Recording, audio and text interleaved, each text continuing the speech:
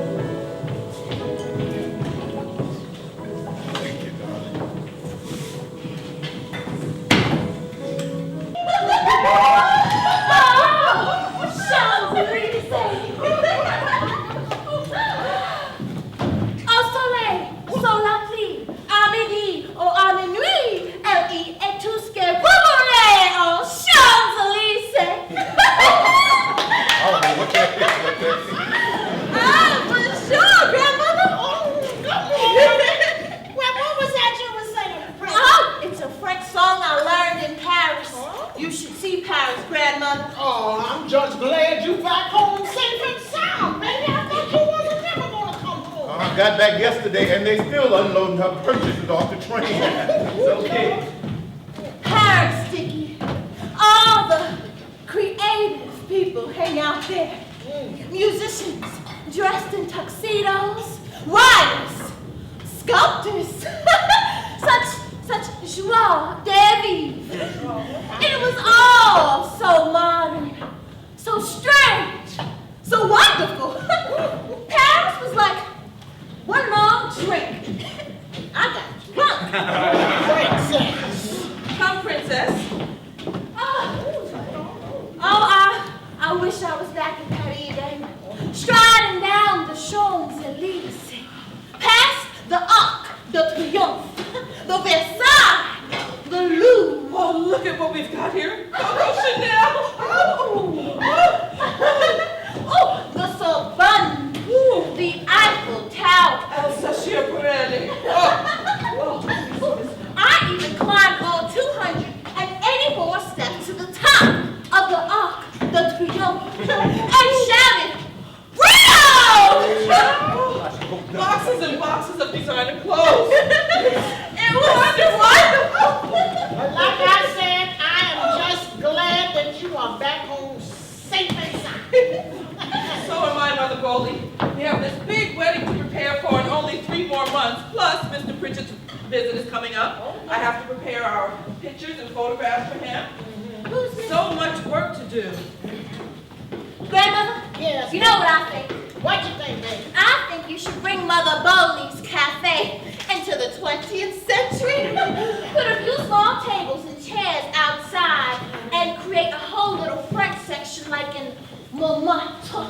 Like where? Montmartre.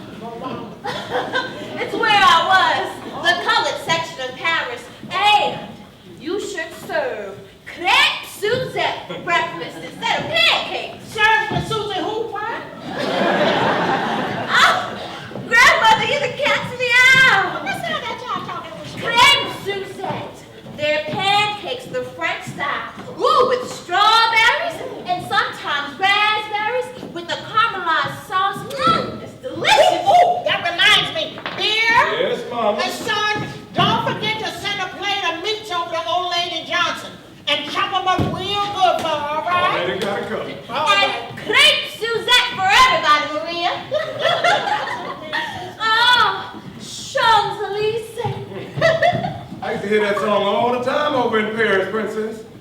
Soldiers used it for their victory march. Well, the white soldiers did. We colored soldiers lost our lives just like the whites, but the army wouldn't let us march in that victory march down the Champs-Élysées. They let the African soldiers go, and I was done with the army then. But that's so unfair. back to Paris, Uncle Bill. If I were you, I would have never come back. I would have stayed in Paris forever. Well, true enough, we loved it there. They treated us wonderful. All right, but I got homesick. I wanted to come home and see the family, see you. Now, I got some soldiers that stayed out there, got some friends, and I plan to visit them one day. Yes, I saw quite a few colored soldiers. But they made their own little community there. American and Senegalese. Oh, the Senegalese soldiers taught me how to use a bolo. A bolo? Yes, a curious cutting weapon, bolo, but being that I'm a butcher, I like things that can cut. Bill and his knives, come, Princess, we have to focus on the wedding plan. Maybe you can go back to Paris for your honeymoon. Let a young man pay for the trip next time. Well, I'm sure he can afford it, Frank. His farm ships trainloads of potatoes all across the nation. Your young man missed you something terrible, Princess. I know. He made transatlantic calls every day. And he said you and your friends were never in. That's because we were in the clubs where the sun went down and stayed till the sun came up. Princess. So, Daddy, what's happening in Greenwood? Well, it seems we're making quite a spectacle of ourselves over here in Greenwood. Cascasa? What you say? Spectacle? What are they saying? Well, apparently we've annoyed all the white folk with all the unseemly growth we experience here. Since when did taking care of your family, your children, and your community become a spectacle? I swear the Tribune is always trying to stir up a hornet's nest between the colored and the whites, like they did with that Little Africa article, calling us Little Africa. Tulsa will never change. Oh, I swear. Mom, will you stop all that black garden in here?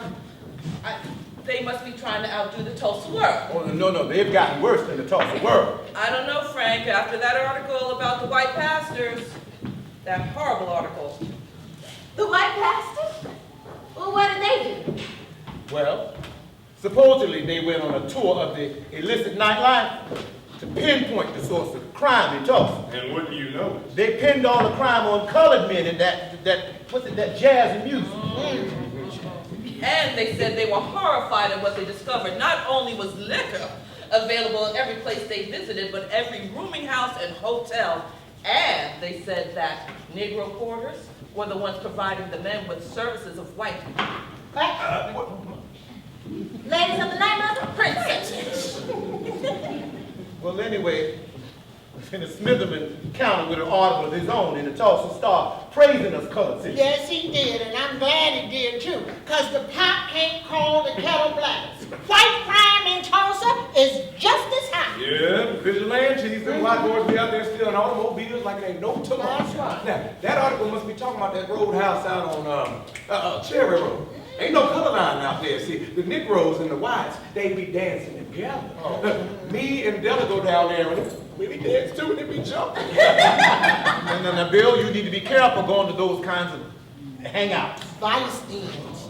I don't know why you got to go there when you got Dreamland to go to, Bill. Mama, I go to Dreamland too, but you know Della, she like to have a good time.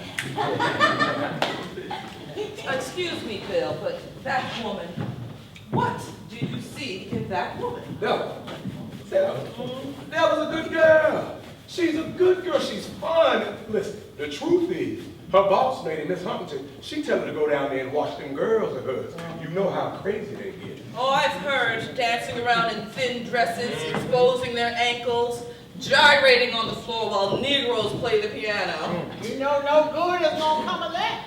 Those awful dances that they're doing are infesting the colored communities. Which is why the ladies and I have put together a volunteer group to curb this evil. All that shimming and shamming on the dance floor. Why? You think they left their corsets in the coat room. Well, Mother, I guess you'd have a heart attack if you went to Montmartre. Every night, blacks and whites shimmy in and shimmy together, cheek to cheek. Oh, that is distasteful. No. Those white newspapers just agitate the races. It's just one more thing to create tension between us and the white folk. Tulsa will never change. That's why I dreaded coming back. And the way those white girls looked at me when I got off the train with all my packages. Envious, pay them no mind, That's princess. Oh, Princess, wait till you see Mount Zion. They spent $3,000 on renovations. $3,000! Oh, we have to be sure to tell that to Mr. Pritchard. Who is this Mr. Pritchard? Oh, All right. How's that, Mr. Frank? Not bad. Not bad. So how's business? Yeah, you know, I'm doing all right. I make a lot of money shining shoes downtown. 10 cents a shoe shine and nickel tips. It all adds up. You should go to Paris, Dickie. You'd make a killing shining shoes out there. Oh, really? Now you remember what I told you about running your own business. Oh, yeah. Take lemons and make lemonade. oh, is he going to open up a lemonade stand now? No, Jim Crow is the lemon sugar plum. Yeah, and since we can't do business with white folks in Tulsa, We're going to create our own Negro Wall Street lemonade right here.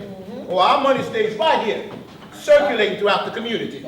But count them. 1, 2, 3 whole years before a single solitary dollar leaves Greenwood. yeah, oh, and if I continue to work hard, one of these days I'm going to have me a house out there on North Detroit and Standpipe Hill, just like you and Doc Jackson. Now that's how I like to hear a young man talk. You know what? I'll go buy you breakfast.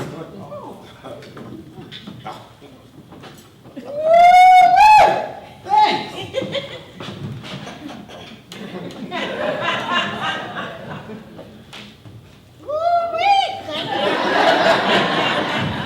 Well, I was chasing a chain of title on a property for Dr. Jackson. Oh, won't that be grand? Greenwood's own clinic. It will attract people from all around. Oh, yeah, we sure got enough doctors here in Greenwood to make a clinic. But that Dr. Jackson, he's the best. See, the very best. We have to be sure to mention the clinic to Mr. Pritchard. Who is this Mr. Pritchard? Oh, didn't I tell you? He's a photographer from New York. The Greenwoods Women's League invited him here to document our progress. Progress? Greenwood? Well, of course, Greenwood. We're an up-and-coming town. Yes, Lord, we come a long way. But we must never forget where we come from. Oh, yes. That reminds me, Frank. I volunteered us to chaperone the prom again this year. Again? Yes. Oh, Frank, please. Every year I go through this with you. I'm on the board of trustees, and since I have to be... And as usual, you volunteered me too. Yes. I tell you. Oh, we have so much to do today. First, we have to go by the hair salon, the clothing emporium. Princess and I, we have so much to do. So let's make sure we get an early start.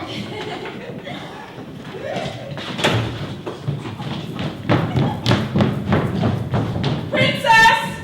Princess, you forgot your gloves! No decent lady leaves the house without her gloves. Princess! I ain't never seen nobody have such a conniption fit over some good. Oh, Maria, please put away the boxes. Yes, ma'am.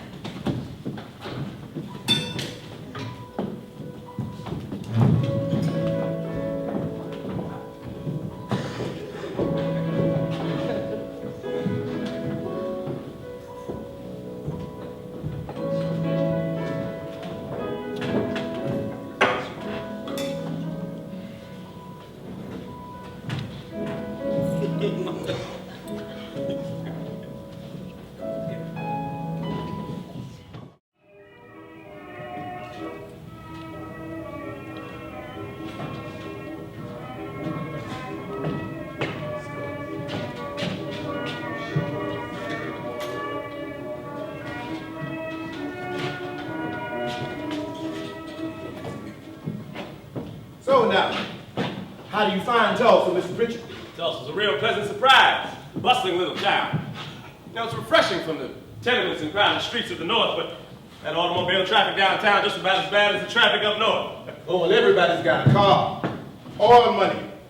Oil capital of the world. And you know, I had a hard time finding a jitney with that parade going on downtown. Oh, the annual Memorial Day parade. See, the white folk put it on every year downtown. Greenwood will put on its own parade a little while later. See, there are two Tulsas, you know. There's white Tulsa and there's Negro Tulsa. Greenwood. And Indian. Well, of course. This is my wife's uncle, bright blue sky washed by the rain. Rinsed by the rain. Right. We call him Uncle Rain. How do you do? I'm well. The whole of Oklahoma was reserved by the government to be an Indian state. Between 1830 and 1842, the 5 civilized tribes, as they like to call us, were moved from our lands and relocated to Oklahoma on the Trail of Tears. See, now, a third of the people along that trail with them, Mr. Pritchard, were their slaves. See, Molly's mother was Negro, her father Creek Indian. Negroes and Indians did a lot of intermarrying around here before statehood. See, now, the Southern faction wanted to stop all the intermarrying because they didn't want the colors getting more of the Indian allotment. You see, they never knew when the next oil well was coming in, and they didn't want us in on it. Well, they wanted all the oil for themselves. You'd be surprised to know that most of the rich white oil barons were in the Klan. Well, I don't think that would surprise me. And married to Indian women. Really? Yes, it was their way of stealing Indian land. My parents owned acres of farmland, but it was useless. All the land that they gave the tribes were useless until they found oil on them. Oil derricks going every day. We went from being dirt poor to not so poor. See, now, Uncle Black Blue Sky washed by the rain. Rinsed by the rain, Frank, rinsed! Well, he's here for the pictures and the interview now. See, now he lives outside of Greenwood in Osage Hill. Bright blue sky. Interesting name. Oski Okabe. Oh, it rained all day during the time of my birth, many, many years ago. My mother looked up and saw a bright blue sky, rinsed by the rain, and found my name. Tulsa was named for us, the Lucapoca Creek. Tallahassee means corn tassel flower. And as white man does, he changes what he cannot name or understand. Tallahassee became Tulsi to Tulsi Town and then Tulsa. Don't forget to write that down. We were removed from our ancestral lands, places they called Alabama, Louisiana, Georgia, to this place called Oklahoma, where they thought nothing would grow. They made us sign a permanent treaty. The people, as long as the grass grows and the river flows, this shall be your land. Until oil started gushing everywhere, and white man wanted what he always wants, more. And so, the land where the buffalo roam, the land which has absorbed our tears, is now called the oil capital of the world. But then again, that's progress. Now, I've got nothing against progress. Things can't stay the same. I just want my people in on the progress. Progress is one thing, change is another. But things have to change. This is 1921. Change must always come. But if man destroys natural changes, that is not progress. Before the oil came, we saw the spirit in everything. Sun, moon, stars, wind, trees, Well, here we are. Twirl, princess. Twirl. Oh, are you not ready for us yet? Oh, no, not quite. I'd like to absorb the flavor and atmosphere of the environment before I begin my work. A true artiste. I must say I'm impressed. The intellectual life in Greenwood is quite stimulating for a small community.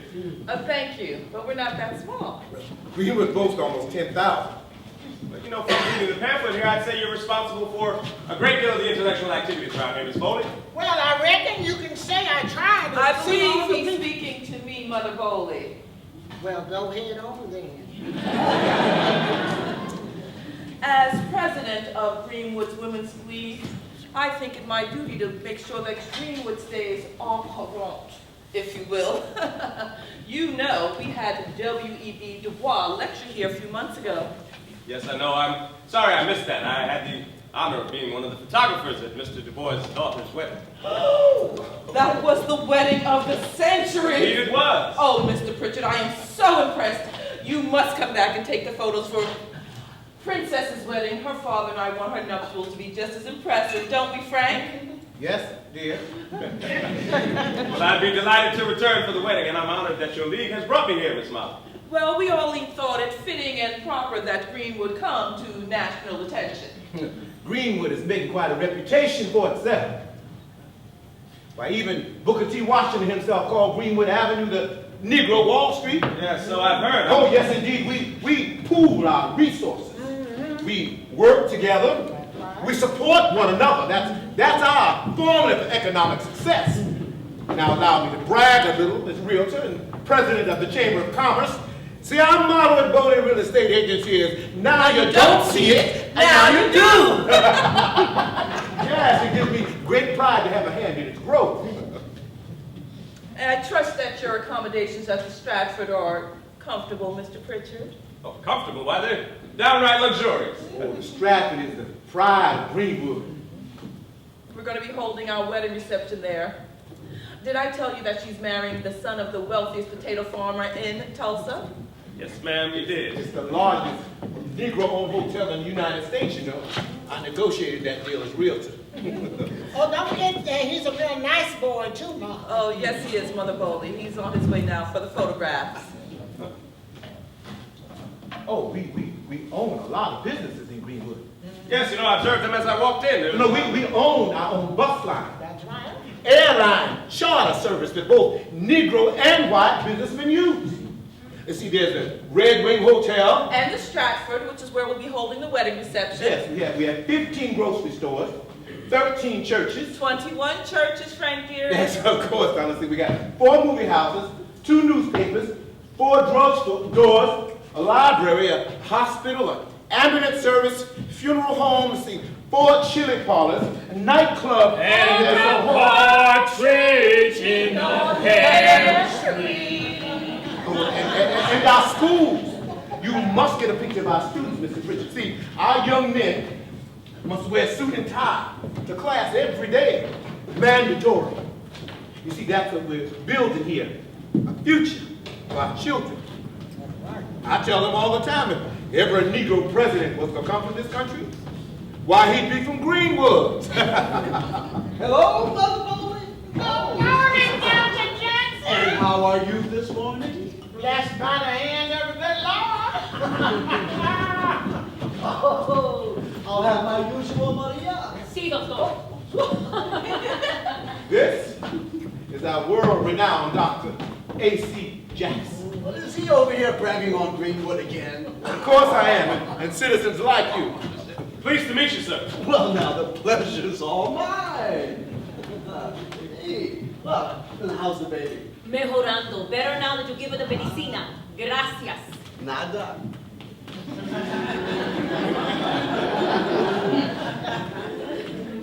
De nada, señor. De nada, de nada, de nada. Oh, sí. De nada, Maria. Are you from Greenwood, Maria? No, I'm from Honduras. But Greenwood's been good to me. That Spanish flu came through and wiped out my whole family in Honduras.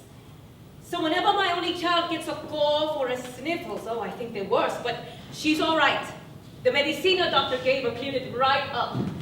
Lord have mercy. I hope that Spanish flu don't never come back here again. Never seen so many people die. The Spanish flu, a global epidemic. What? 40 million people dead. Yeah, did plenty damage here in Greenwood. You know, that's what took Mr. Bowley. Yes. We were married for 40 years. We come here from Mississippi, raised our boys, worked hard. We built this place from scratch. But now he's gone. But I know he's up there looking over us, though. You know what? If you had been here, Doctor, I bet you could have saved him. Well, I would have done all that I could to protect the patriarch of this family. I heard so many good things about him. But I was living in Tennessee during epidemic time. Well, you know what? We just glad you're here now. You know, Mr. Pritchard, Dr. Jackson is one of 15 physicians we have here in Greenwood. He's a renowned surgeon, dear. No less than the Mayo brothers of Mississippi, of Minnesota, excuse me, say that our good doctor is the most able Negro surgeon in the United States. Oh, how they do carry on. I'm just a doctor who does his best to heal Greenwood sick. Oh, don't let him fool you. He's one of the best doctors there is. Why, he give me something that pretty near cure my rheumatitis. Are you a general surgeon, doctor, or do you specialize? Well, I specialize, Mr. Oh, Pritchard. Lawrence Pritchard. Mr. Pritchard. I specialize in neuroanatomy, chronic diseases, and women's surgery. And I understand you've met the Mayo brothers. Oh, yes. Quite impressed by them. See, it's my aim here in Greenwood to establish a clinic here, similar to their clinical endeavors in Minnesota. So I certainly hope that you finish your pictures and interview of me before I have to leave to a conference in Chicago. Oh, you off again, doctor? Oh, yes. Oh, to attend the American Medical Colleges Conference. You see, I am learning more and more about, well, less and less. Now that's how one becomes a specialist. A specialist. Oh. Listen, I just chased a chain of title of property I mentioned to you over on Detroit near Standby. Here's the papers for you to look over. Oh, you worked awfully hard, Frank, and I'm quite impressed. Thank you. Oh, and I'm looking at a building on Elgin and one on Archer as well. Excellent, excellent. How does it look with the hat? Oh, you are so fancy. I love it. You've just returned from Paris? Oh, yes. Her father sent her to Paris every 3 or 4 months to buy the latest fashions. Yes, make sure you get the boxes, those pretty little boxes in the photographs. We bought her wedding trousseau in Paris, you know. Costed me an arm and a leg, too. I'm sorry, Peg. Hey, Peg Leg, how was the Memorial Day parade? Oh, it was grand. Memorial Day. We used to call it Decoration Day. Started because the freed slaves used to decorate the town and celebrate the soldiers when they came home from the rebellion. But that's what the South used to call the Civil War. But then they changed the name to Memorial Day and started celebrating all the soldiers. But I still call it Decoration Day. Me and some of the other soldiers look at you, Bill. I know, I don't like being around too many white soldiers crazy with patriotism. I'll just stay right on at home and wait for the fireworks here in Greenwood. Yeah, no celebrating for me while they out lynching and burning soldiers alive. Oh, well, I feel like I'm good enough to go downtown. I'm a soldier just like them. It's a mighty fine day for a parade, it is. The sky so blue looked like it was painted on. 1 million troops lined up. Kind of reminds me of Armistice Day in France. 1 million troops lined up, squinting in the sun. And my chest full of medals. And the French national anthem, Marseillaise, was playing. Then afterwards, congratulations for your bravery at sea short. The Croix de Guerre with Palm. So you're one of the veterans, Mr. Horace Taylor. They call me Peg Leg. Nice to meet you. Yeah, I'm a vet and damn proud of it. I beg your pardon, lady. I felt it was my duty and responsibility to go to war as a man. Come back thinking we was going to get treated better. Look like things done got worse. Yes, in my travels, I've noticed a certain undercurrent of anger and violence directed at the colored soldier. Yeah, you from where? From Harlem. Harlem? That's right. The Harlem Hellfighters! Yes, sir. James Reese Unit! Oh, wait! Man, when we come back from overseas, we march straight through Harlem with the Hellfighters. It was black folks and white folks standing out there waving flags and cheering us on, man. It was something. I covered that. You were there? Yes, sir. I'll never forget the sight of you African sons of America proudly marching down Harlem. Yeah, they band, the cats in the band playing the Battle Hymn of the A Republic. hot, jazzy version that only the Harlem Hellfighters could play. Yeah. And when we got back home, they threw us a big parade right down Greenwood Avenue. Yes, we did. Oh man, I could stand to have a parade every day. But now that the war's over, it ain't work like I used to. But I done shingled most of all the fine houses here in Greenwood. Yeah, I got my boys on the job now. But they don't work like I used to. I got them doing the work in front of Molly's house. Molly, I brought blankets for the ceremony. Oh, well, Uncle Rain, we weren't planning on having that as part of the ceremony. This is 1921, and you know how these young folks are.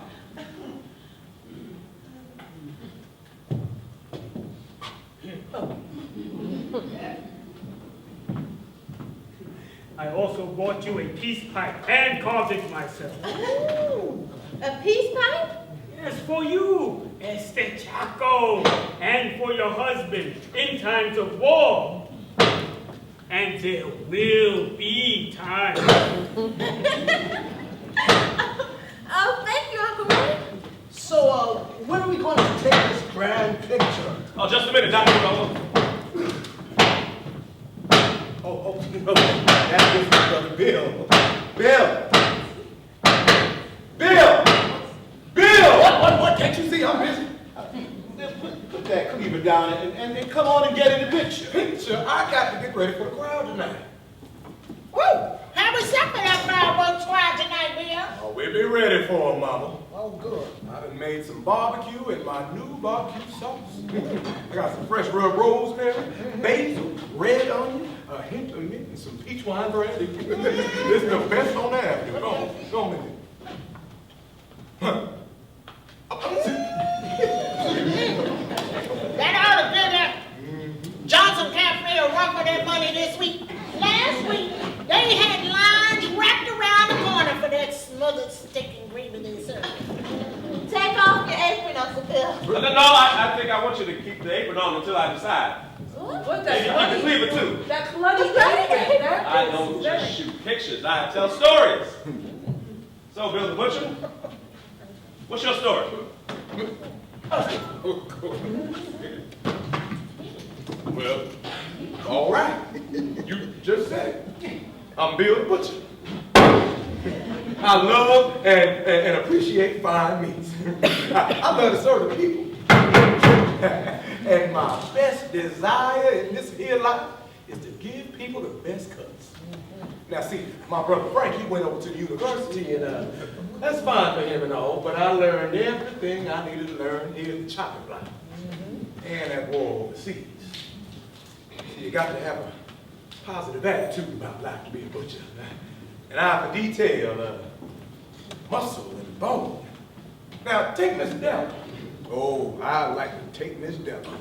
My lady friend that I go dancing with sometime at the Williams Dreamland. Now, see, I happen to like the way that she's put together from a muscle and bone standpoint, that is. No! Oh! Oh my God!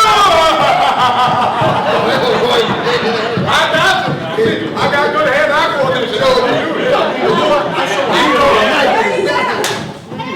Nobody missed a picture. No, you right on time.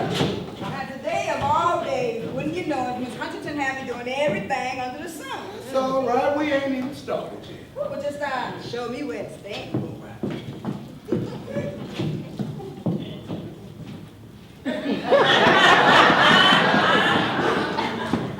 I believe we'll be taking a family portrait first, Della. She gonna be family one day.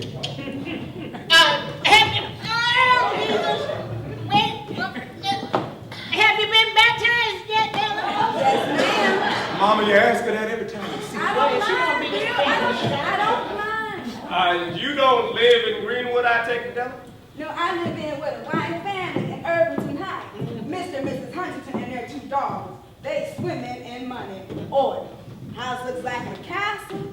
City even put their house on postcards. Woo! Postcards, Frank. Our house should be on postcards.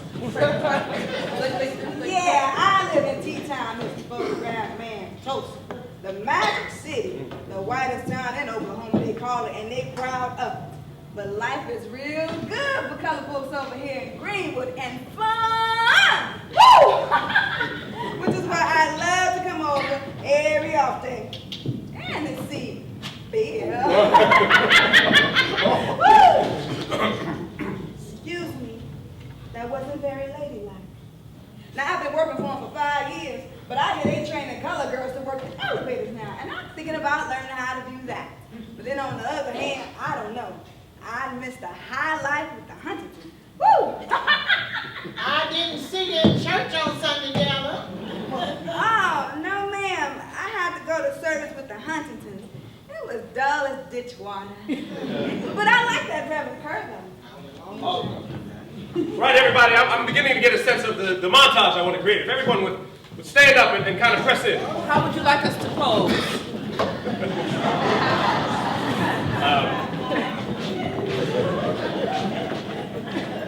That's lovely. Don't worry, in the dark room I can do magic. I can superimpose images and create the stories I want.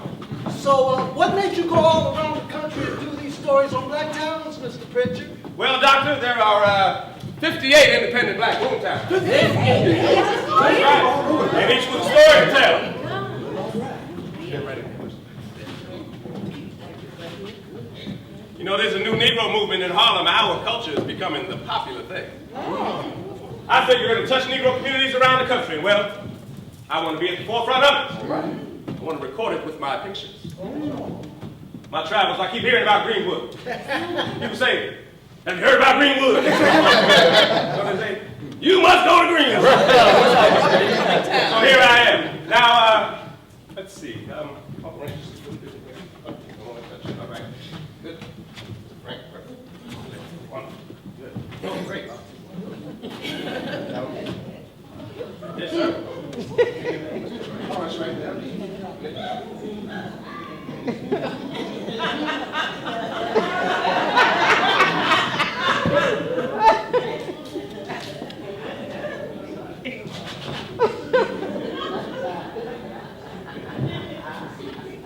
All right.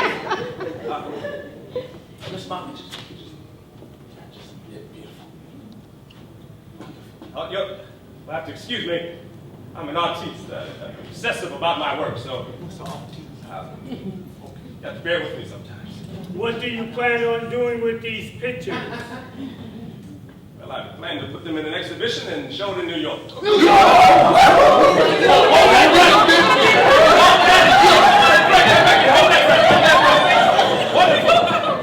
One, two, three. Excellent.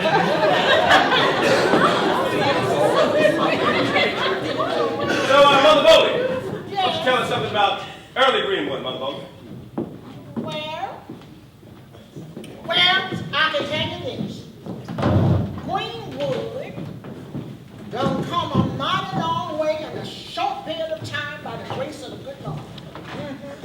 Now, see, Oklahoma become a state in 1907. But when we came here, it was still a territory. My people come from Greenwood, Mississippi. Many people settled here from Greenwood, Mississippi, so they named it Greenwood. Ain't that something? Yes, yes, our roots go down deep here for generations. Deep, deep roots. Colored folks come by wagons. Children and grandchildren are runaway slaves. Some come on horseback, some come by train, and some come afoot like me. Me and Mr. Bawley come here, raised our boys here, lived a good life. Oh, we blessed all right, Mr. Pritchard. But always remember, children, we got to watch, fight, and pray. That's right. Hey, y'all. Hey! Go out and pick up my lunch's order, man. Woo! Boy, it's crowded downtown. Everywhere I turn, boo black. Hey, boo black. I made out like a bandit. You guys work for Memorial Day? Well, Miss Princess, some of us working men know how to seize an opportunity on the holiday. Boss man wants me to draw on some of that parade traffic from downtown. And you know, I'm one of his best boot blacks. Gotta take these shoes right here around to some of my best customers. Everybody wants me to shine shine their shoes because I make my rag sing and I do my routine. John, you up for some pictures, Doc? Oh, no, Roland. These shoes don't need to shine. I'm going on over to the east side. Are we going to get them scuffed up again? We're working on fixing those streets, Doctor. Let me show y'all a little something. Woo! I'm Diamond Dick. That's my name. I'm Diamond Dick Rolling. That's my game. My name. I'm Jimmy Jones about the game. I make my own black shoes. No blue. Expert on the leather. Ready for the weather. At your service.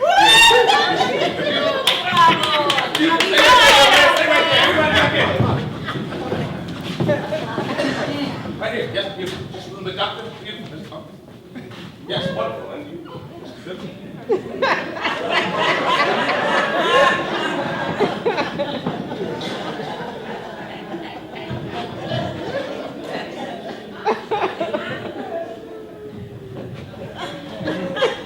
All right. Breathe. Hold. 1, 2, 3. Excellent. All right, y'all, well, I gotta go. Come on, hey. Don't forget to tell Damien I say hello. Yes, ma'am. All right. I'll be right back. Oh, Princess, where are you going? Just hold your poses. I'll be right back. Well, I've got to go too. I got to go check in on the Millers. Actually, I can think we could all take a break. Okay. That's a good idea, sir. I really have a business I'm thinking about purchasing. I really need to check in on. Yes, and I need you to check on the house. Horace's boys are not nearly as diligent as he is. All right, darling. Just be careful. Come on, Richard. Perhaps you'd like to come along with me and visit some of the businessmen in Greenwood. Actually, I'd like to walk away with the good doctor and see how the other half lives, if Dr. Jackson doesn't mind. No, come on. But we are going down some mean streets. Not every avenue in Greenwood is like this one. Dr. Jackson, do me a favor, please, and take this plate to Sister Jenkins. She feeling kind of holy lady. Of course, Mother Bold. Thank you.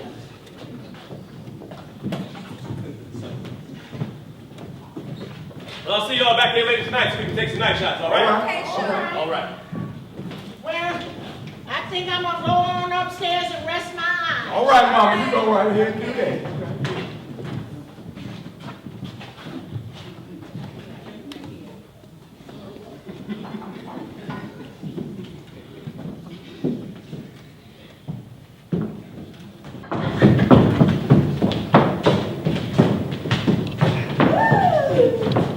Can't wait to see the fireworks tonight.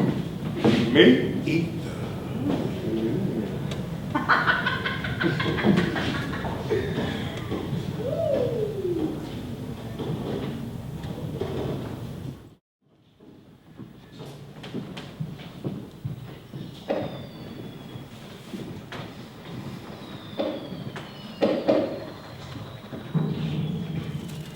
Thousand white-hot bombs lit up the sky like a sunrise in hell. French 75s just roaring, shattering my eardrums. Me and Pegleg, we on guard. A grenade explode not 10 feet away. 50 Germans come running at us shooting. We fire back and they on us. And it's hand to feet, gun, butt, bayonet. A bayonet tears into my side and I fall down, but I still keep tossing grenades. Crop turn around and stab Pegleg in his chest and I swing my blade and his head falls right at my feet. Me and Pegleg fighting back to back, swinging knives, tossing grenades like madmen, and waves of Germans, they just keep coming. And they keep coming, and they keep coming and coming, damn it.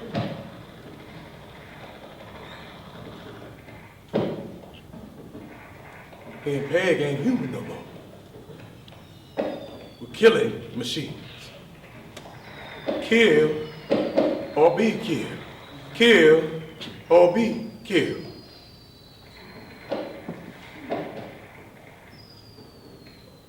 Dawn. There was bodies everywhere. We fought like hell.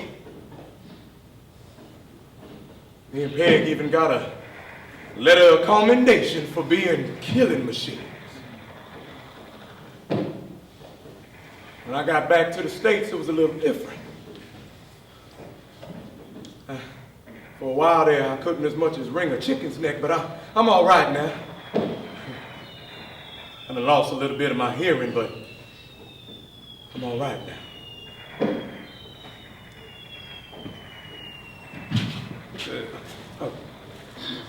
Whereabouts you going when you leave here? To interview the Goins family in a small community I heard of. All right. Why don't we go on and get yourself something to eat inside, all right? Yeah, just go on in there and fill your belly. It's okay. All right, by me. Let's see.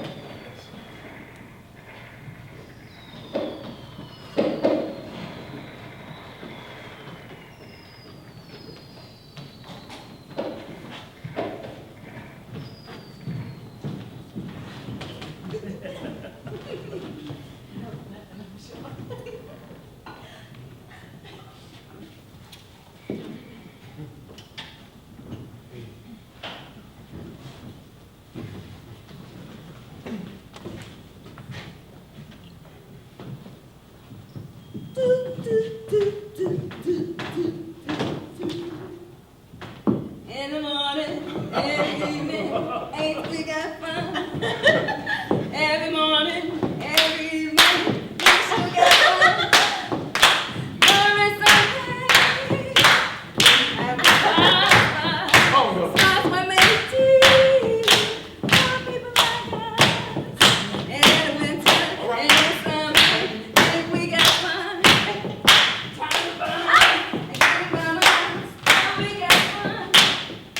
I'm not too sure the rich get rich and the poor get children. In between time, think we got fun.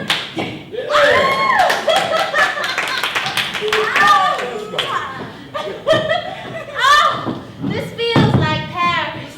We'd all sit around laughing and talking, singing and drinking, and reciting poetry. Hey, Maria, girl, this ain't no funeral. It's your turn to do something. All right. Let's lose.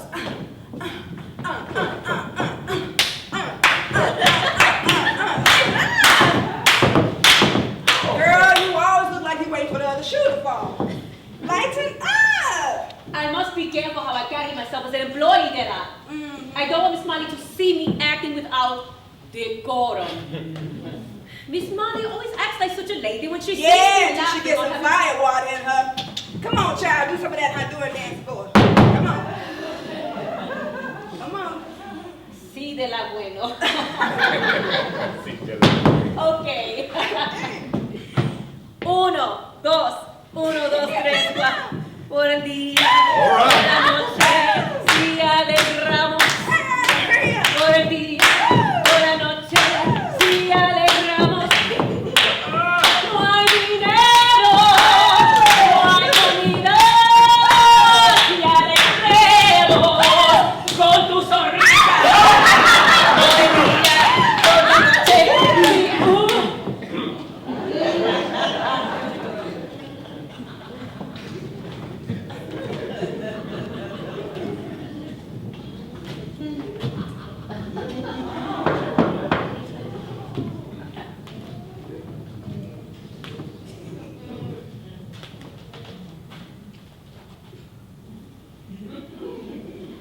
In the morning.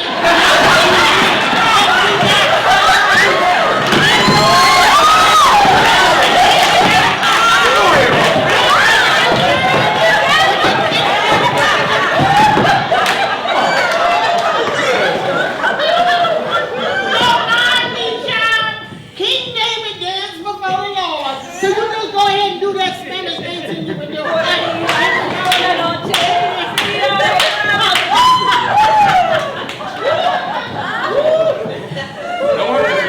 Give me some water. All right. Uncle Oski, how do you think I look with my hair bob? Bob? You know, cut short, like Dulles. It'd be all the rage. I'd look like the it girl. Your folks wouldn't like it. My folks have to realize that I'm a grown woman now. I'm almost a married lady now. They can run me all my life. They give me all these material possessions. Well, you can't blame them, Princess. They only want you to have what they never had. I know, but I want the world. Since I've been to Paris, I want the world, and now I know I can have it.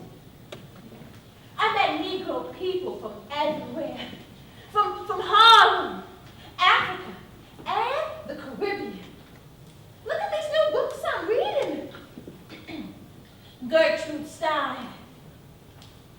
Paris is not so much what Paris gives you as what it doesn't take away.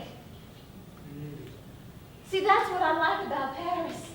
It didn't take away my womanhood just because I'm a Negro girl.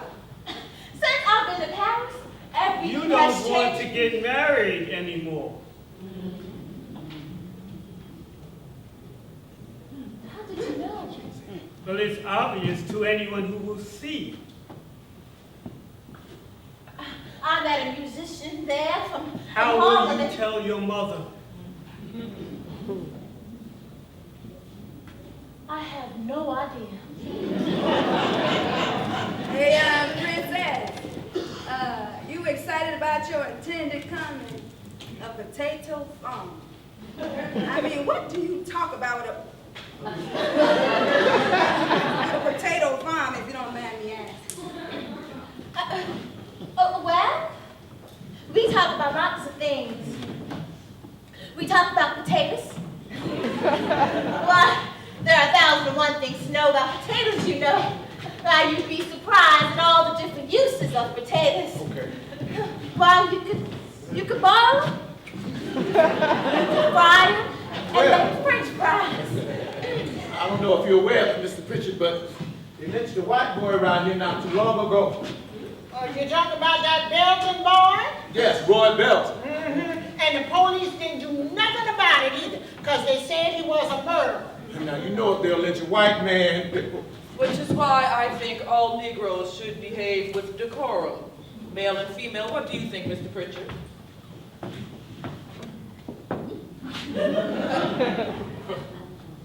Well, I mean, yes, it wouldn't hurt, but I don't think that how we act will keep ourselves from prejudice or violence. In fact, the more I travel this country, the more convinced I am that we have to find a way to make America safe for us. Well, yes, that is the #1 priority. I mean, we can't thrive if we are not safe. Well, all right, people, I propose we take another group photograph. Well, okay.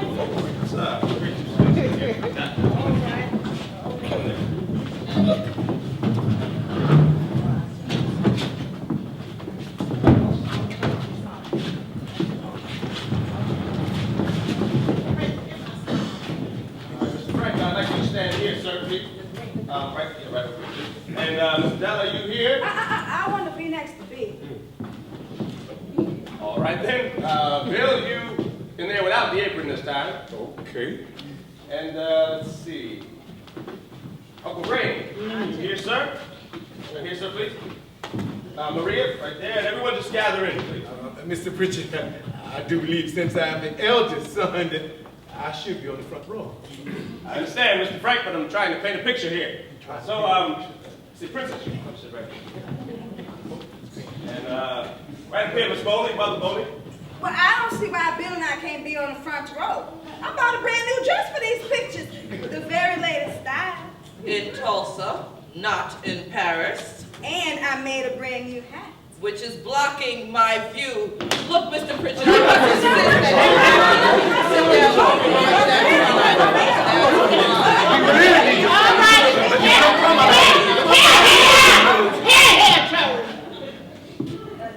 Now, Mr. Pritchard did not come all the way from New York City to come here and y'all carrying on like this.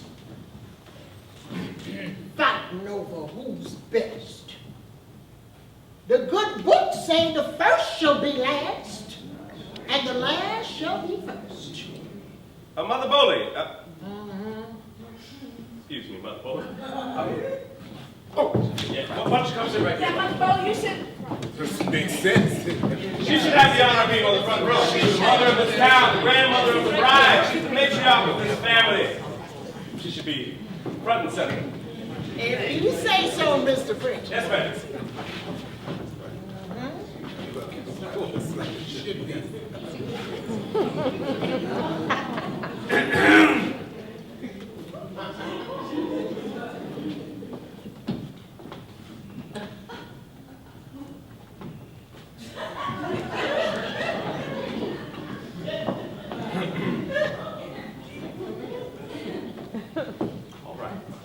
So much harmony and decorums we got for one another.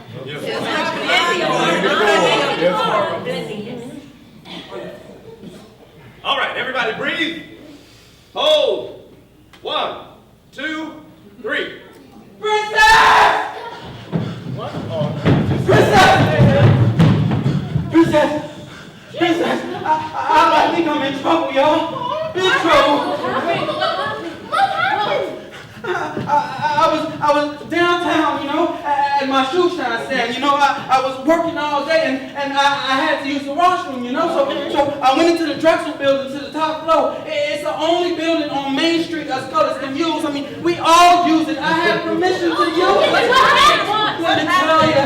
I'm trying to tell you so you understand. So when I went to step on the elevator to go to the top floor like I always do, Sarah was operating, you know. She was doing what she always does. What are you talking about? What do you mean? Well, she's still in training, you know, and sometimes she don't bring it even with the top floor. What's even? What The are you talking about? the elevator. So when I went to step on, I tripped, you know, because the floor was uneven, and I reached out and I accidentally grabbed on her. Oh, no. I know. She just started screaming and screaming. I mean, I don't know what was wrong with her. I might have stepped on the foot or something, but she just went crazy. She started beating me over the head with a purse, and then this white car come running out of Rainburst, and I was assaulting her. I didn't do nothing, y'all. I promise I didn't do it. We know you didn't, son. We all know you didn't. What did she tell them? Well, she tried to tell them, but they wouldn't give her a chance. They just chased me out of the building yelling I was assaulting her. Well, you better get up off the street before they come looking for you. Run home, child. Run home. Hide home. Don't scare the boy. Look, just lay low for a little bit, okay? I'm gonna go and get you this food, I promise you. Hold tight. No, son. No. Don't worry about it. We'll keep it. Everything will be all right, okay? You don't have to worry about it. All right? I'm sure everything will be just fine. Go on home. Pray this all blow over. All right, well, I'll see y'all in the morning, yeah? Sure will.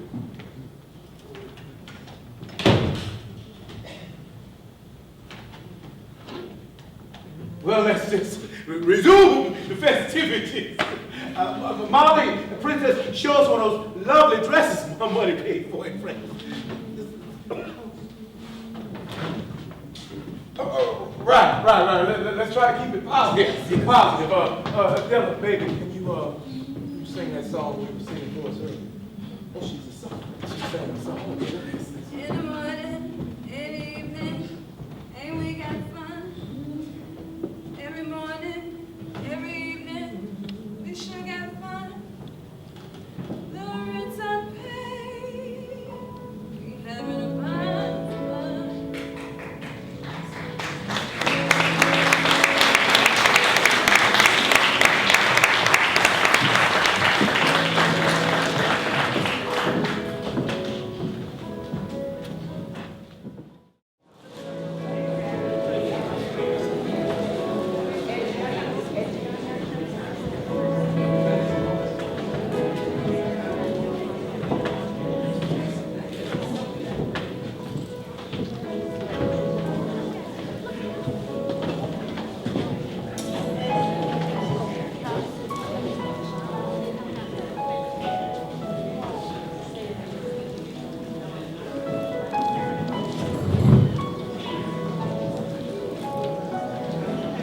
born in Guthrie, Tennessee.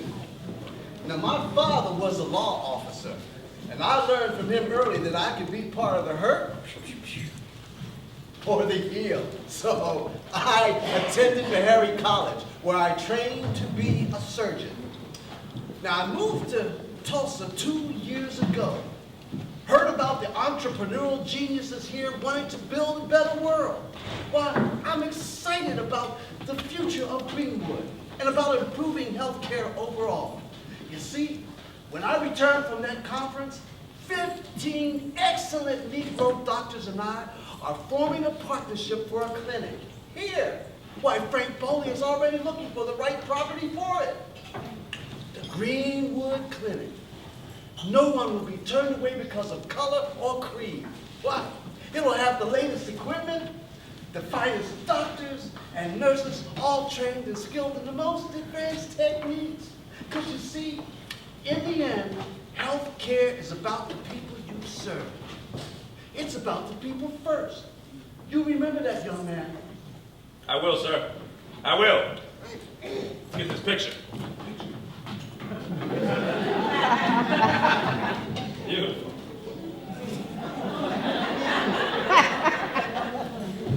All right, breathe. Hold. 1, 2, 3. Excellent. Good.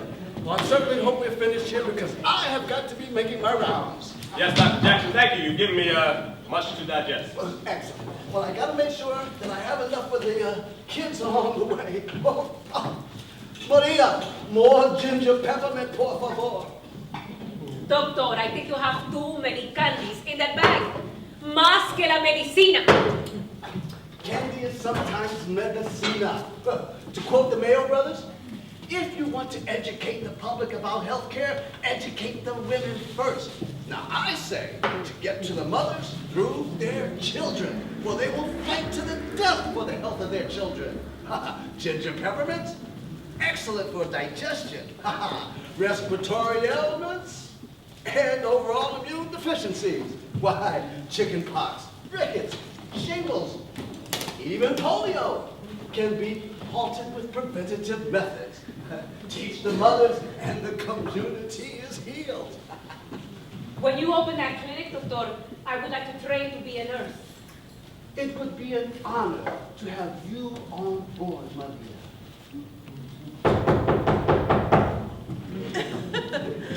And that must be Mr. Reynolds. The big, fat, fancy white man who owns mills in Clearview. And some other property. He always knocks at the back door. Really? The back door? That's a switch. Yes, he wouldn't want his white neighbors to know that he's borrowing money from a Negro man. What he also doesn't know is that many of his several same colleagues go to that same back door and also borrow money. Oh, but please don't put any of that in the article, Mr. Pritchard. No, I won't. Oh, I get it. Hello? Hello, David? Hi! Yeah, I just wanted you to know that 2 detectives was in here early this morning looking for Jimmy. Yeah. Oh, that quiet one, Carmichael. And that color one, Henry Peck. I think everything all right, though. They were real low-key about it. Yeah, they said they just wanted to talk to the boy and ask him some questions. Yeah. No. Everything is all right. Yeah, he was in here early this morning on his way to work. He had his breakfast. Oh, everything just fine. Yeah. Oh, thank God we had a peaceful night. Yeah, everything going over just like we said it would.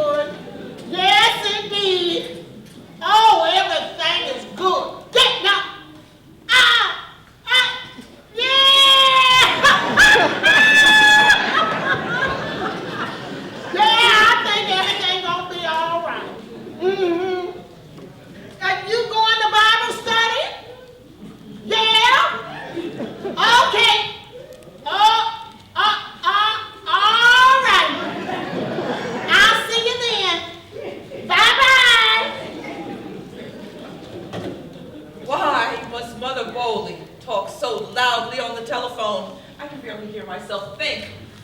We have a perfectly good connection. Miss Molly? Miss Molly? Miss Molly? Have you decided which pictures you'd like to include? I don't know. There's so many. It's so hard to choose. And these are only photographs, so you must promise to be very careful with them. No. Okay, so let's see. Oh, our wedding. We did the Indian blanket ceremony. Remember, Uncle? Frank didn't want to do it. That is why he is not smiling. And here, this is a picture of my family, the tribe.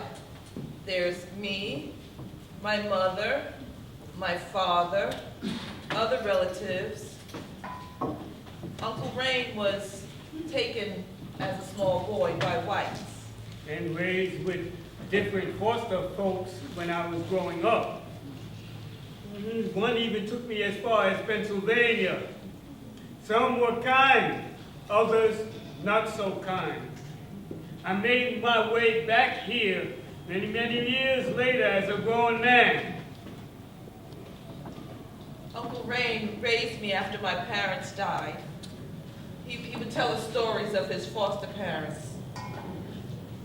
Oh, look at this princess.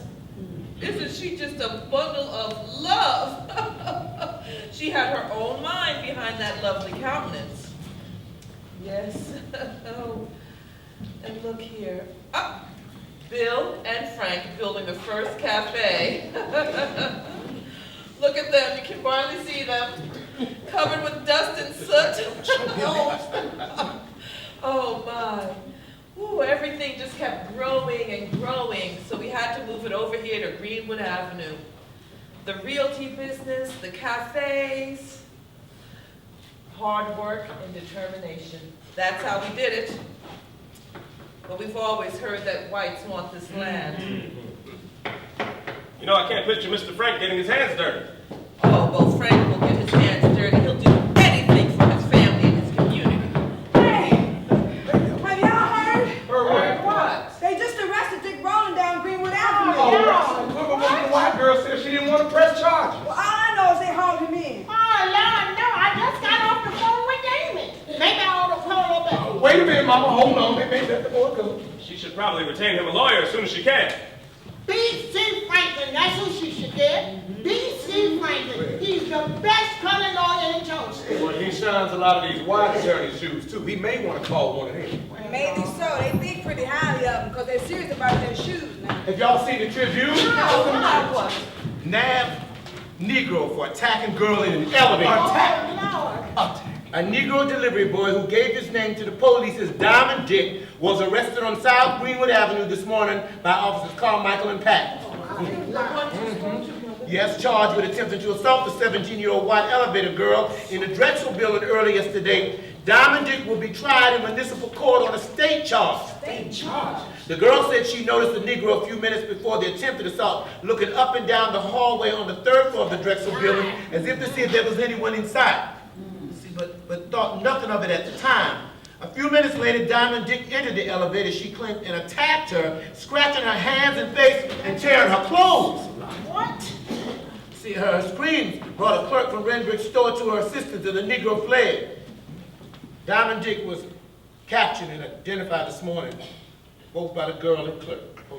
Why do they keep calling him Diamond Dick? This is another sensationalist paper trying to stir up racist whites. Not too hard to do here, Pritchard. They believe whatever their four little white newspapers tell them to believe. White folks live in an all-whites world. They don't really know anything about Negroes and don't want to know. Just stirring up a hornet's nest. The atmosphere has been pretty tense around here since the Tribune did that write-up. Blaming all crime on colored men. It won't take much to stir things up. I mean, the lynching and the oil fields and layoffs, and people think that they're losing all the jobs because they have all the jobs. Yeah, but then when we create our own businesses here and do well, they can't stand it. It's crazy. Yeah, you know, I hear them talking when the Huntingtons have their dinner party, you know. What they say? Niggas with money. Excuse me. Oh, that's what they call some of y'all over here. Now, right while I'm like I don't exist either. Just keep right on ladling the soup. Well, did you miss this? What? What's this now? To lynch Negro tonight. Right here in the editorial page. To lynch Negro tonight. There is likely to be a lynching in Tulsa tonight. Whites assembling to lynch the teenager tonight. Oh, no. What's the source? I knew The it. sheriff received an anonymous phone call threatening to lynch Roland. Anonymous. Figures. Yellow journalism. You know, it's probably just talk. Hold on, Mama. You don't want to upset Damien with nothing. Nothing. You said they have the boy. But Mother Bowley, you must admit that as bad as things are for Negroes here, there's never been a lynching in Tulsa. That's right. Only a white man. Well, we almost had a colored lynching here about 2 years ago. But then we banded together. Businessmen, lawyers, editors, and war vets, and we stood against it. Then Dr. Bridgewater went down to the courthouse with armed colored men, and they stopped it. Now, I don't think it will come to that this time. This new Sheriff McCullough, I think he's a pretty good man. Says he's not going to let the same thing happen to Roland that happened to that white boy Belton. Not on my watch, he says. There, the authorities have to protect us. I went overseas and fought and almost died so that young boys like Roland wouldn't have to worry about being lynched. And now it is. Pray. Pray, children, pray. Janie, give me Jamie. Well, Hello, we Jamie. can't worry about what we It's can't the control. mother- There's just so much to do for this wedding. But Frank, you know, the renovations, they're going so Well, I slow. gotta We go. have to make sure that Back home, I just made a little quick stop by. You know, I dropped the Huntington girls off at the beauty salon. Don't tell them what they're getting done to their hair this time. You know those girls don't belong to themselves. It's 2 o'clock. I got. No. When you coming back? You gonna come back, right? I told your mama I'm going to Bible study. But that won't take long. I need you to come back. I gotta ask you something. You do? Okay.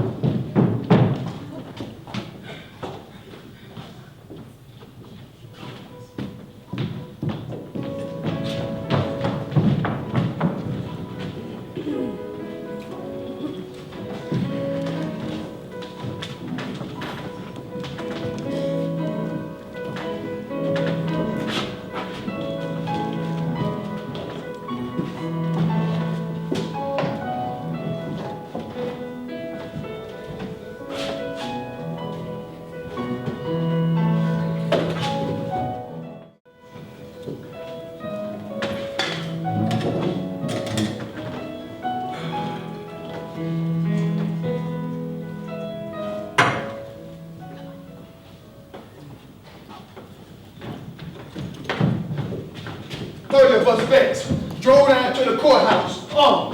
Officer Sheriff McCullough out of help. He said he didn't need it.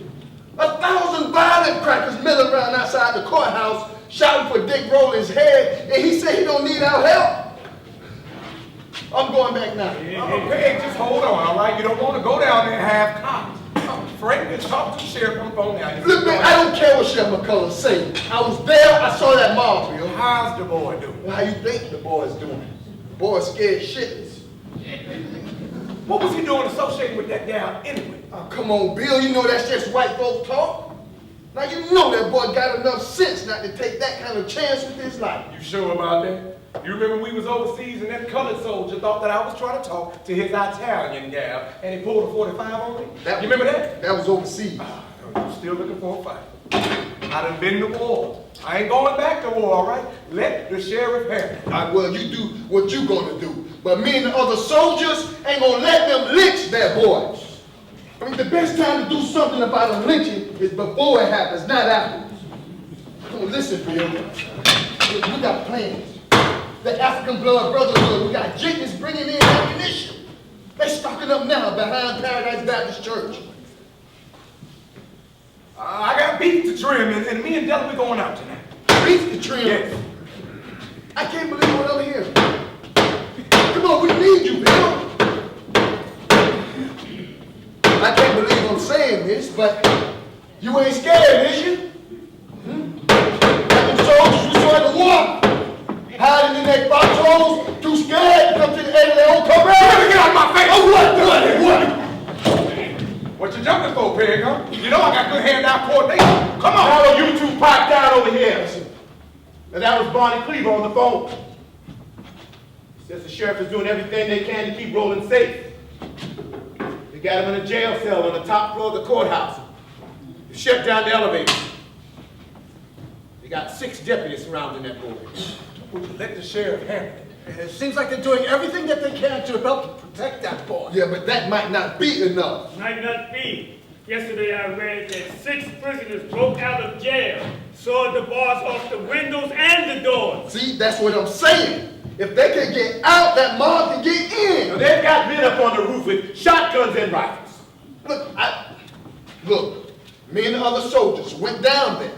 When Sheriff McCullough went outside to try to talk to him, to get him to go home, they just hooted him down. It's sunset. Barney says they'll all probably go home and have dinner. They'll have dinner, all right. Exactly, dinner. I need to get ready for the dinner crowd tonight. We got people coming over after the prom and the after-school activities. Well, listen, we need to calm down and then continue as usual. Now, the Greenwood businessmen, we have a meeting down at the Tulsa Star, and we're going to talk all about... you businessmen. All you businessmen want to do is save your own businesses. But us soldiers, we know what to do, don't we, Bill? Why don't we just listen to Frank? Yes, this is filled with nothing but a bunch of rumors and innuendo. Exactly. Now, the Greenwood businessmen think we ought to discuss this situation down at the courthouse in a unified way. O.W. Gurley has a plan. He, J.B. Stratton, Willie Williams, Smitherman, Dr. Bridgewater, Dr. Jackson, myself, and some other businessmen are going to go down there and we're going to have a talk. Look, I told you. Me and the soldiers went down there to talk to Sheriff McCullough, and he's hooting. Well, perhaps cooler heads will prevail. I'd like to go along with you and document this meeting. Good idea. Bill, and you and Peg, you can come along too. I told you I got things to do. Yeah, me too. More important things than barbecue. Hey, I'm going to say that. Uncle Ray, well, where do you stand? I'm going. Oh, Frank. Son, we're on our way to Bible study. Oh, Mr. Pritchard, I'd like you to come with us so that you can take photos of the impressive architecture. Molly, Mr. Pritchard is going with us to a very important meeting down at the Tulsa Star. Meeting? What could be more important than your daughter's wedding? And we still haven't gotten that shot that we want, as you wish to.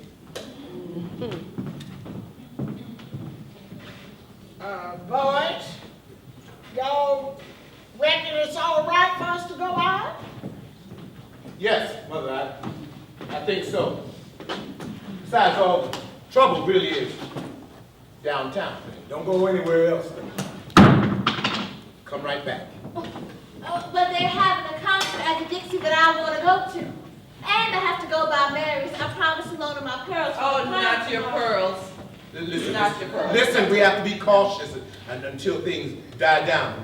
Well, but the white people are having their shows at the convention center and all kinds of school activities. I mean, they are like... Enough!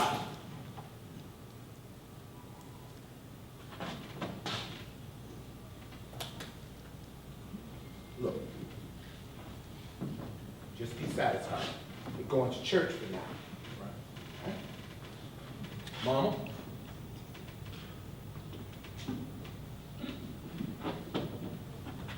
We'll handle this. You just let me in.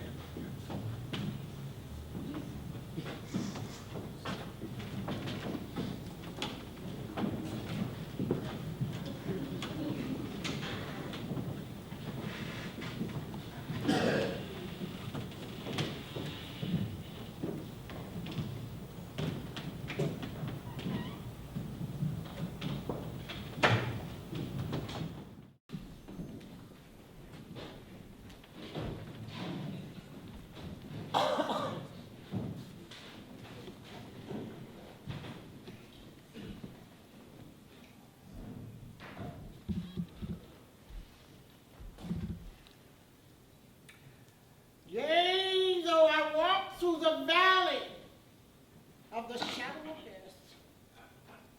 I shall fear no evil, for thou art with me.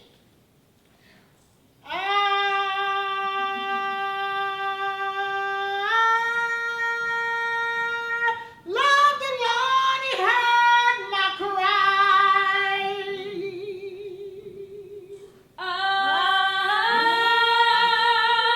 love the Lord, he heard my cry. And pitied every groan.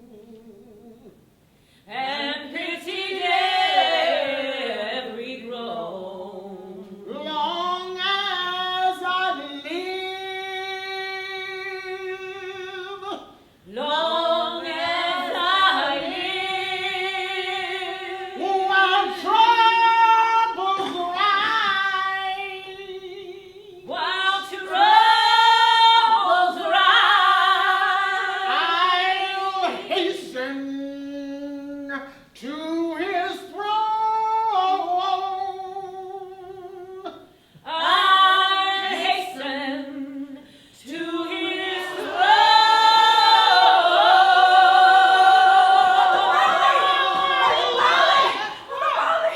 Sorry, I'm late, sisters, but they gone crazy in Irvington Heights. What happened? First thing I saw when I turned into Irvington Heights, look, a Negro assaults a white girl. Oh, Lord. They just now getting off from work and hear the news about Roland, and boy, are they in a rage. They all headed to 6th and voted for the courthouse shot. Let us have the Negro. Ay, Dios mío. Por favor, poderoso, protégenos, por favor, protégenos, protégenos, nene, protégenos, por favor,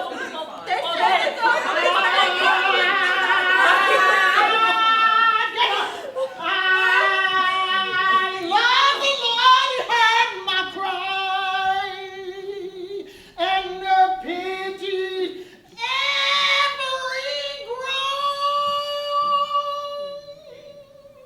groan. Long as I live, while troubles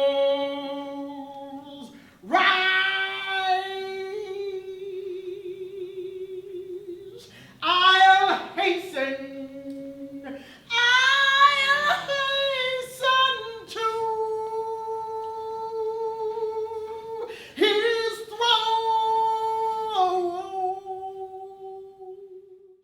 Does the Greenwood community place any confidence in the ability of local authorities to protect Roland? Hell no.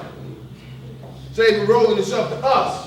By force of arms. I know I'm That's just a necessary. visitor to this community, but if I may. Go right ahead. Thank you, sir.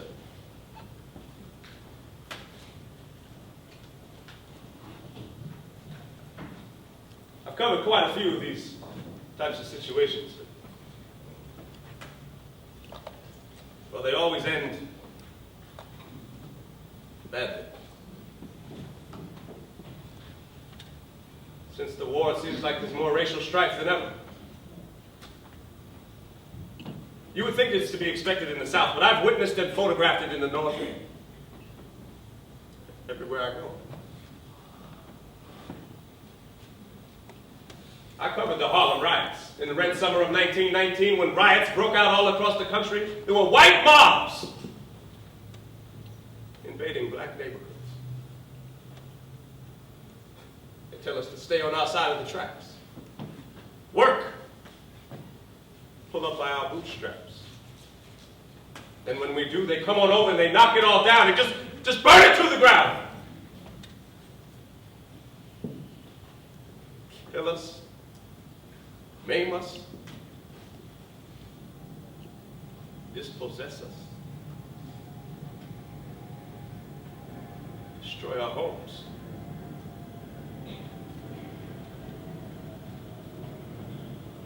Just don't want to see this happen to a community like Greenwood.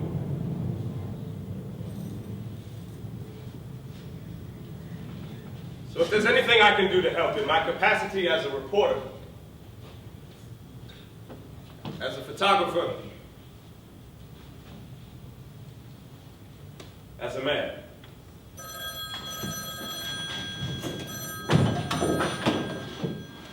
Hello, Bolis. It's Barney. But look, remember, no matter what Barney say, he's right along with it. Okay. Yes. Yes, Barney.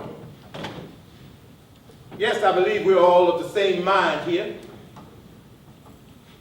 Yes. We'll trust you to give us a good handle on the situation. Thank you. What is that? He said the vets are holding the line down there. Holding the line? What that mean?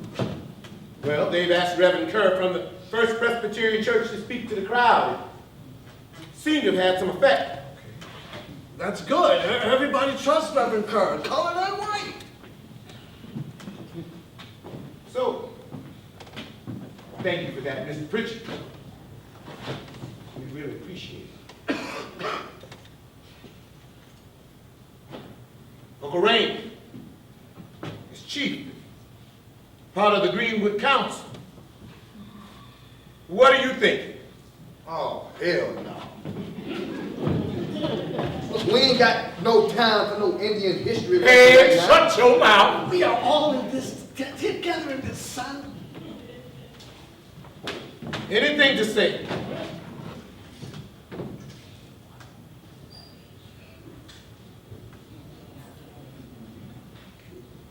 We ain't got all day. Hey!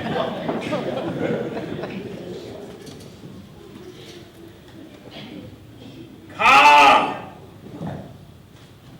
Brothers, the Great Spirit says, it is all about the land. We're trying to keep a young boy from being lynched here. It is all about the land.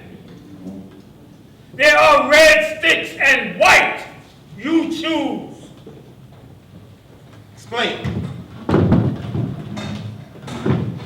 Brothers, you are Escalation, black men. But the great chief Tecumseh says, we are all one family and we all walk the same path. 1813.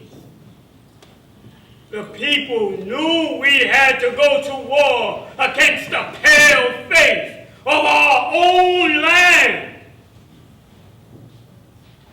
Tecumseh called a gathering of the tribes. Those that chose not to fight raised their white sticks with ash.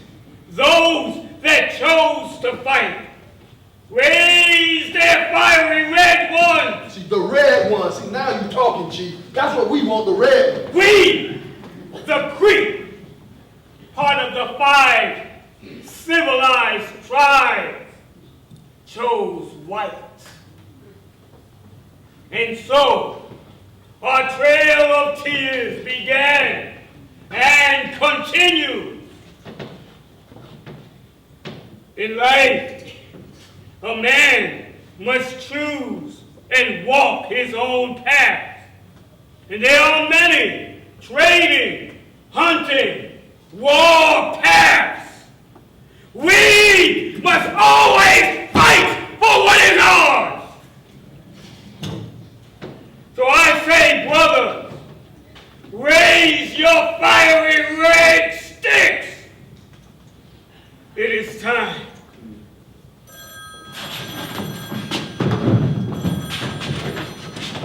Both. Okay. Okay. What is it? Well, now who is that? Oh, that was Seymour. Says that 3 white boys that broke into the courthouse and they demanded that Roland return over to their employers. I knew it. Me and the other soldiers going there now. No. We have to figure out how we're going to respond. With resolve. That is how we're going to respond to this. We're going to let them know that we are determined that a lynching will not take place. You damn right. No, but we have to be organized about this. We can't just go trooping down there. Yes, we must all move as one. We don't want to go down there and act like a mob like them. No. We have to weigh the pros and the cons. And this ain't no account ledger, Frank. I done waited to see if the sheriff was gonna do right by the boy. But Peg is right. We're gonna handle this ourselves. See, that's it. Now you talking. Come on, Bill. No, we know you vets are always ready for action, but if direct confrontation now can destroy this community. Bill, you're gonna get yourself killed. Put down that rifle, and we will go down there together, and we will talk, and we'll work this thing out. Your time is out for talking. Well, while we're standing here talking, they could be putting a rope around that boy's neck. Now you either come and get your weapon and come down there with us, or you move out of my way. You gonna move out of my way.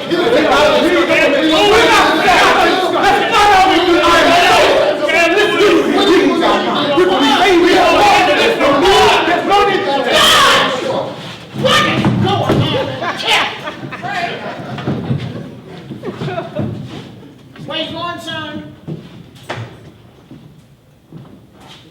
I'm going downtown, Mama. They got young Roland. Oh, Lord, no. We just were at prayer meeting with Damon praying this would all blow over. You have any trouble along the way? No, we ain't have no trouble, but I could feel something was going on in my spirit. And we saw a lot of people leaving town too. Yeah, Bill in the water done hitched up his wagon and took all his grandchildren. Sam Shepard had his sedan loaded down with his family. Oh, Frank, maybe we should pack up a leave for Osage with Uncle. No, Molly. We're gonna stay here, and we're gonna protect our property. I'm going down. Wait, son. Now, I'm a little worried about you going down there and choking that gun. They'll shoot you down. Mom, I went overseas, and I almost died for this country. I saw young soldiers get killed for this country. I'm not about to sit back and let them lynch a young colored boy for nothing.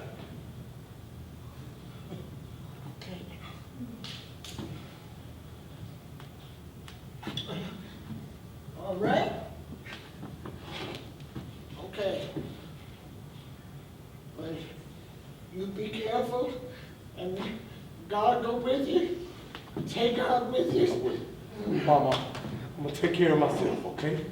I'll be fine.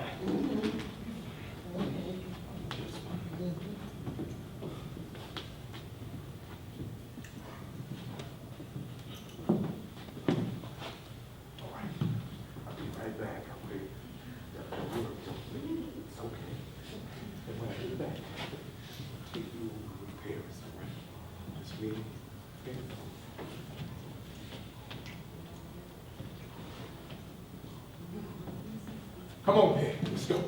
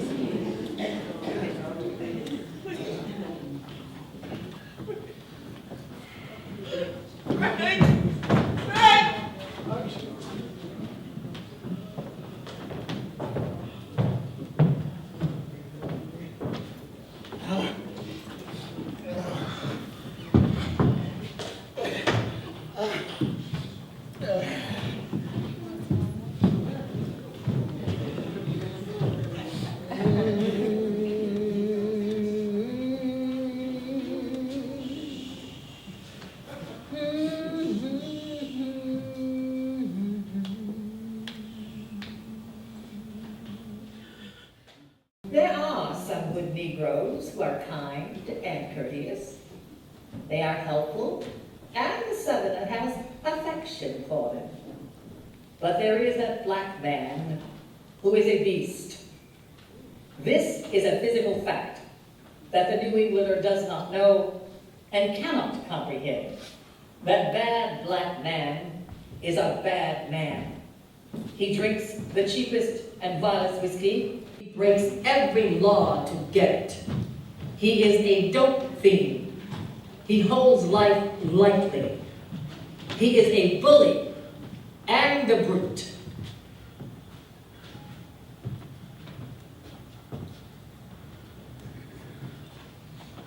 It almost always begins with a white woman's scream. all sorts of white girls. I never did it.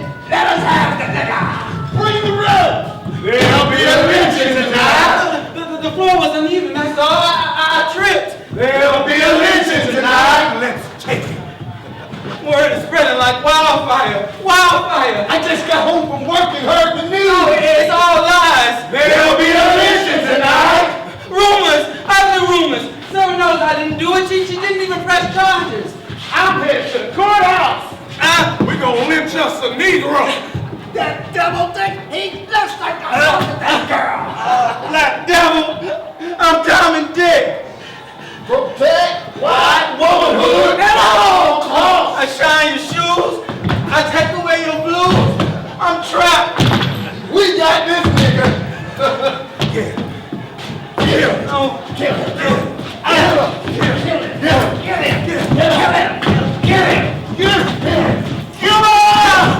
him. Where did he go? Get him good. That nigga. Get it, nigga. Where is it? Whoa. Get out that big time, nigga. Burn down Greenwood. Burn it all down. Burn down Greenwood. Burn it all down. Burn down. Burn it all down.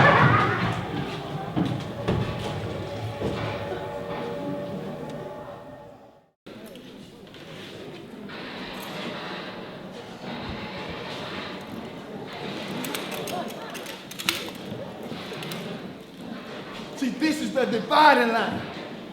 Frisco tracks. They on that side, we on this. That's the way it's always been. I got a 30-30 rifle and a repeating shotgun. I'm defending Greenwood. Midnight. Been out here on the Frisco tracks for hours holding off them invaders. I think I done took out about 12 of them by myself. See, they done forgot about that rolling boy. And now that they couldn't get to him, now they want Greenwood.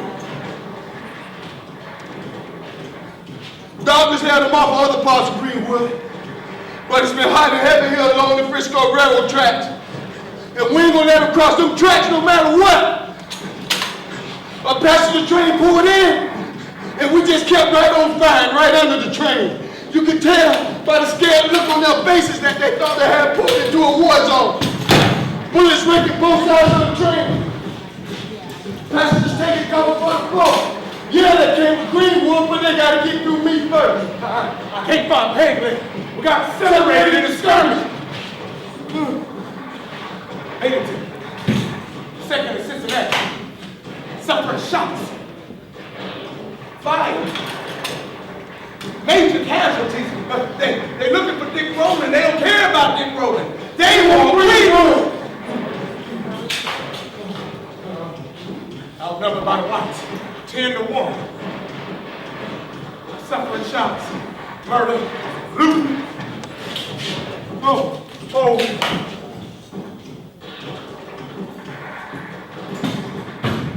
But I made it up here to the belfry of Mount Zion Baptist Church.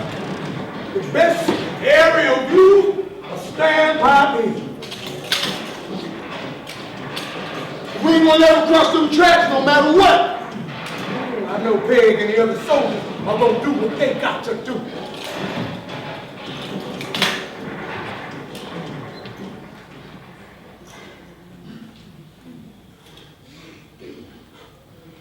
Around by 2 in the morning, the fight on the tracks ended. We didn't let them invaders cross them tracks. We won that fight. Now on the standpipe here.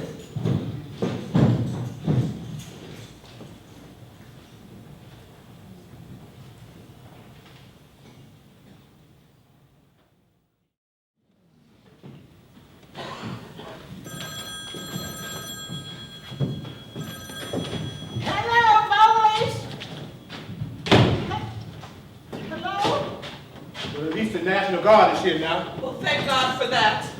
Yes, but we don't know whose side they're on. What do you mean? What? They're supposed to be on our side. They're supposed to be defending us. Some of them are defending us. And some of them are acting like wild savages out there. Now Nothing but a bunch of deputized vigilantes in World War I uniforms swaggering around so you don't know what you're going to get when one comes up to you. I saw one of them help a colored man from a mob of whites. And I saw another guard shoot a boy down. Oh, Lord, help us. Yeah, it's a real grave situation out there. Running gunfights everywhere. Whites are setting fire to commercial properties right now. Then when fire trucks come, they won't even let them put out the fires. But I'm out there. I'm getting pictures. I'm getting the story. Yes, you write down everything you're doing. You take pictures and you write it all down. I will. Where's Uncle Ray? Oh, he's up on the roof. He and I are taking turns up there with some other businessmen protecting our property.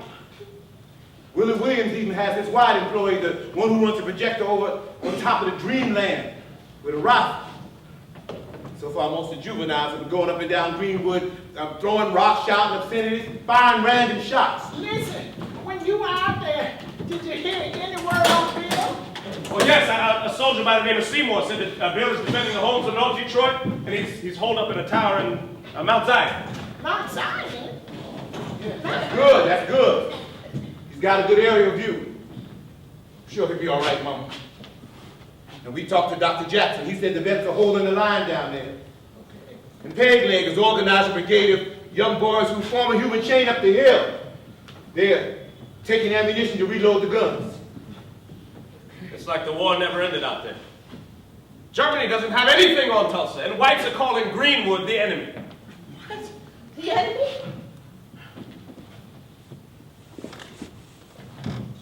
How could they call us the enemy? I mean, we're American citizens. American citizens. In Paris, color didn't matter. It didn't get you killed. I mean, I was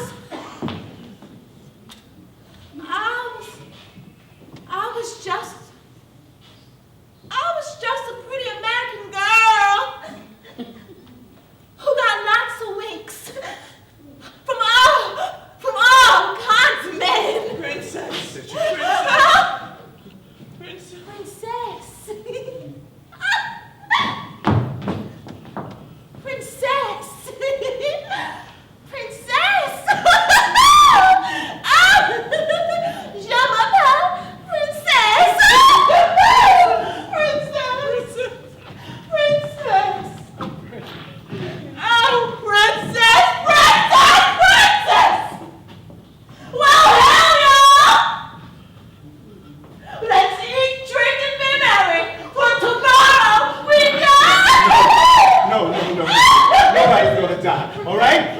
We're all safe.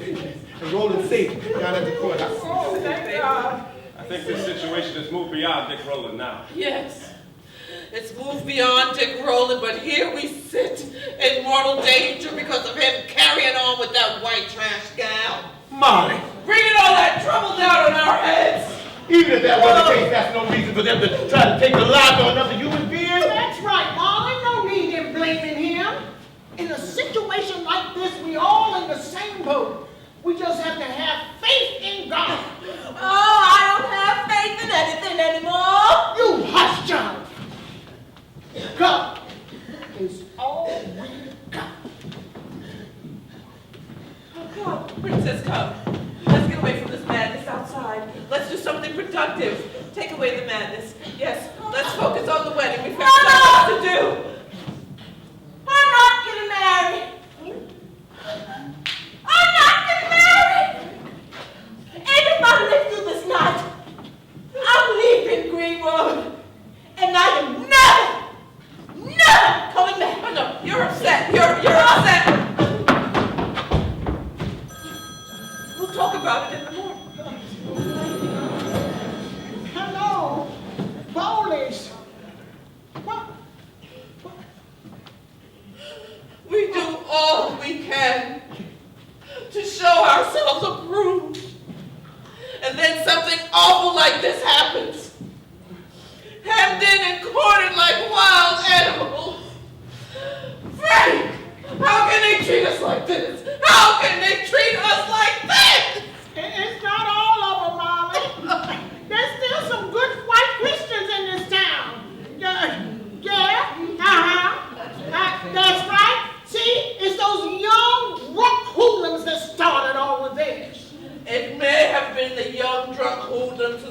started, Mother Bowley, but the good citizens are joining right in. Well, I'm on the phone with the Burnett's right now, and they say that those 3 white salesmen that come once a month and bring them their orders are going to stay right there and help them guard their grocery store against the mob. But they're not from Tulsa. What? Yes. Surely the good white citizens of this town are not going to let this unrighteousness prevail. We just gotta hold on to hope and pray. It's not right. I mean, we came here first. We put down roots. We planted trees. We raised our buildings. We made something out of nothing. And now this? It's like Uncle Ray said. They're jealous. They want what we have. They're not going to get it without a fight. Fred. Uncle Ray, you all right? Ray. I'm okay. A carload of young hoodlums just went by firing, so I returned to courtesy. Seymour just dropped off some more ammunition. He's passing the word that whites have already invaded Greenwood. Already started looting and burning homes. Looting and burning homes to Frank. But Dr. Jackson said, Frank, our house. We have to protect our house. Okay, Molly, listen. We're going to be fine. We're going to stay here. We're going to protect it. I don't know how true this is, but they say that the white mob is setting up 2 machine guns outside against Zion. Machine guns? Where did they get machine guns? The mayor opened up the armory and gave them 2 machine guns to the white mob. Lord, this is ungodly evil. Rumor has it that Mount Zion has a casket full of rifles. Wait, so you're saying that the mayor gave that mob machine guns to mow down lawful citizens? I can't believe it. What good are rifles and guns against machine guns?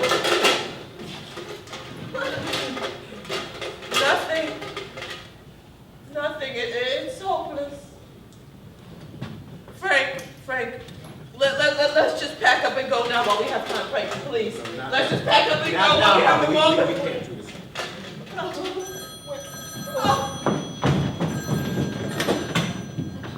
Police? It's Maria. She says they started a fire on Archer and Boston. Maria? What? The line's gone dead. I'm going outside. I'm going out there.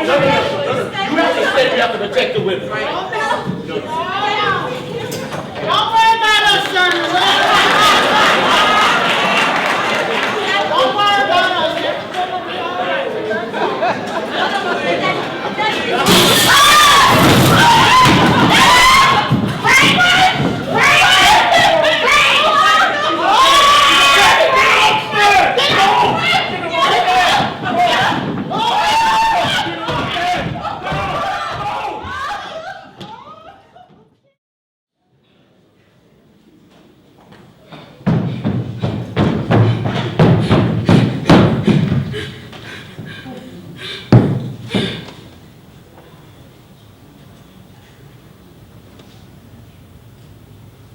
And everything stopped.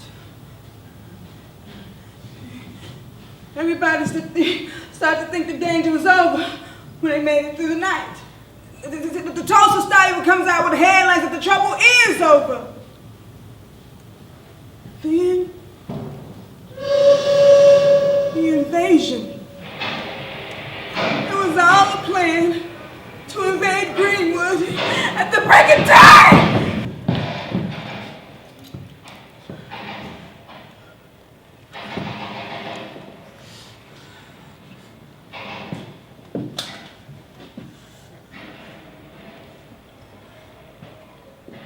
It is always about the land.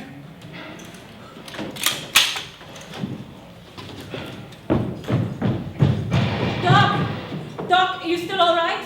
I'm all right. I'm okay. I'm okay. I just keep hearing gunfire all night long. I thought it would have died down by now, but it just keeps going. Maria, how was Angelina? Oh, good. No, I'm with my neighbor, Attorney Oliphant. Yes, the white man. We're waiting this out together. Why? Yes, of course, we're waiting this out together.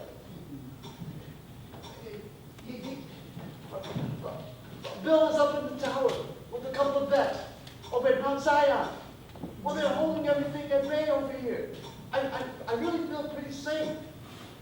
Well, I'm just going to try and stay in my house as long as I can. I got to hold on to everything for the clinic. Well, I understand what they do is they force you out of your house. And if you don't come out, then they shoot you. And then they go in and take everything. And then, well, they set it on fire. Well, hold on, Marie, hold on. A group of armed whites are out on my front lawn. Ay, Dios. They want me to come out there. Well, I want to give my house over to those hoodlums to loot. Oh, Maria, Oliphant, he's out there talking to them. He's telling them who I am, that I'm a doctor, and that I'm a good neighbor. Why, I've even healed some of them. No, he's holding them quite a bit with his talk. Well, they're even smiling. I don't think I'm in any harm, any danger. I think it's all over now. But they still want me to come out there. No, don't worry. I'll just go out with my arms raised in the air. Doctor, óyeme, quédate en tu casa, por favor. O te van a matar, te suplico. Stay in your house, they'll kill you. Quédate en tu casa, por favor. I don't think I'm in any danger. But if you don't hear from me after this, well, you know what happened.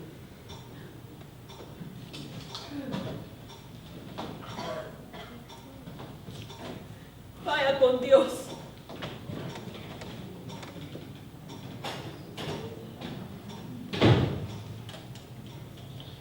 Here I am, boys. Don't shoot. I'm a doctor. I can help with the wounded, colored or white. All the while, his neighbor, Mr. Oliphant, is begging him, don't shoot him, please, don't shoot him.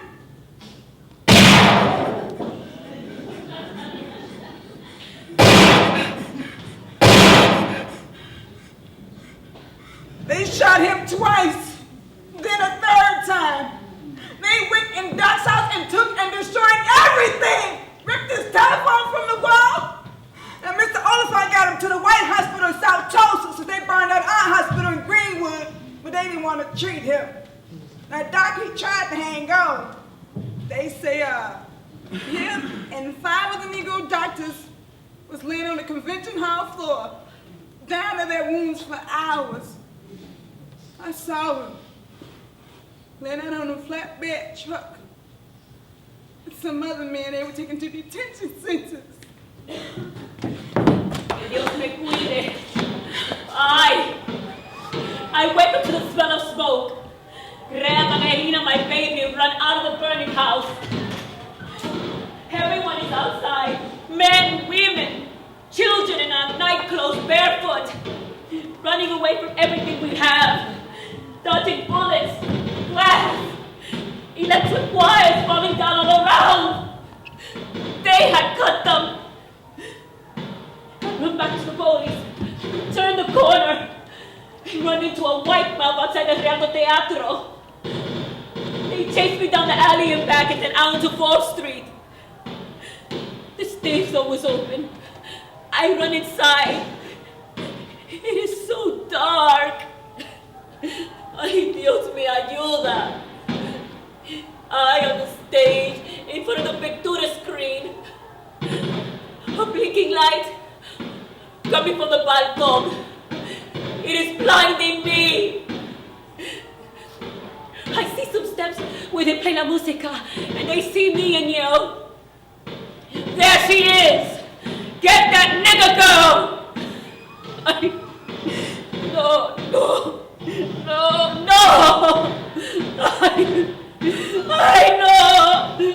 I know!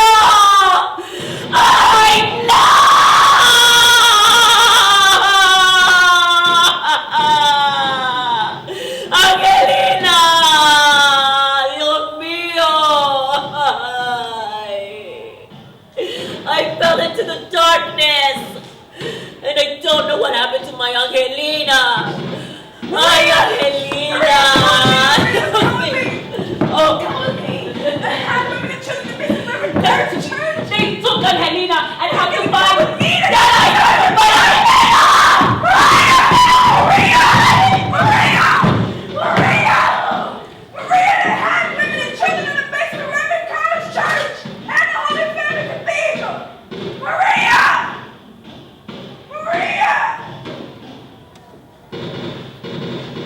There was some whites who tried to stop it. But they just couldn't help it because the bad elf was just too wild for them. You see, the white mob, they went around the white folks they knew had living help and demanded they send them out. When they came for me, the Huntington girls cussed them white boys out there and slapped a couple of them. Like I say, them girls is the limit. But I saw a lot of mothers shot down, holding their babies. Afterwards, some of the Christian white ladies tried to help the little babies, but only their black mamas could comfort them. They were dead.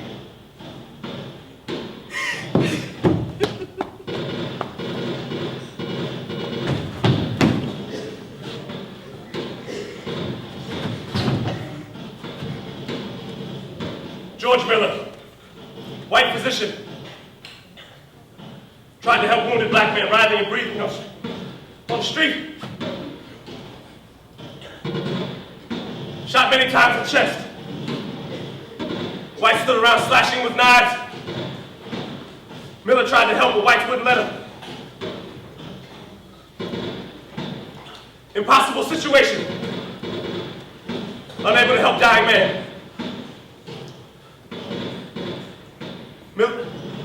Miller had to get in car. Just drive away. Remember, Standpipe Hill. They dropping bombs. They dropping bombs on us The there. moral barons with their wives standing humbly by their side look to the homes of black doctors and lawyers. Those are bombs. I know bombs when I hear them. The hyena wives went hooting and scurrying along with big shopping bags, taking whatever they wanted. Dropping bombs and dynamite. Hold up. Even women's underwear. American citizens. No more fun, no more dance halls, no more movies. Went to war with the crowds and took bullets. Lost limbs overseas. Good food and friends and churches. Only to have to fight. To have a lot here in Greenwood. No more. Liquid fire raining down on us from airplanes. And we gonna die. We gonna go out like me. Fighting back. I was looking for Bill. You know, I'll never know what he wants to ask me that night. They say he's in the belfry and Mount Friday. When the cannon was fired.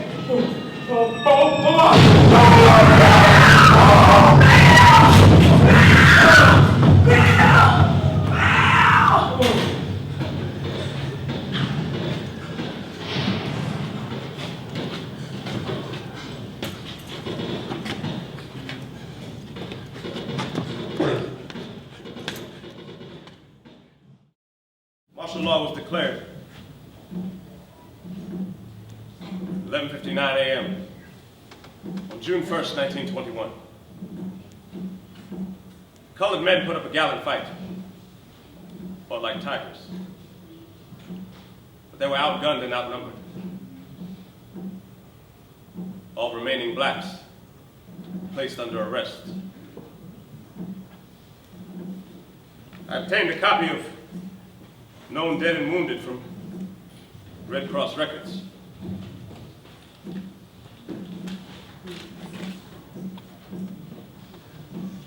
Ed Adams, black, dead, 32, shot through back. Jay Abernathy, black, wounded, shot through back, very serious. Greg Alexander, black, dead, 35, shot through back. Cal Emley, black, wounded, shot an ankle, hoping to save leg. Dr. Jackson lay in basement of White Hospital along with 4 other colored doctors, moaning, dying of his wounds. Bill Bowling,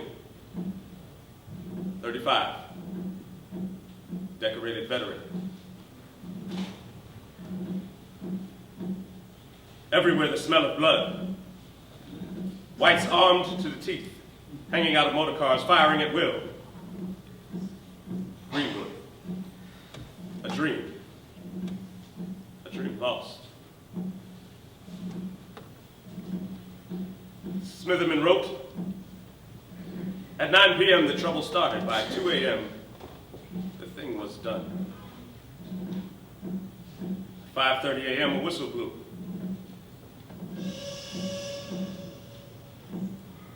I know what I heard.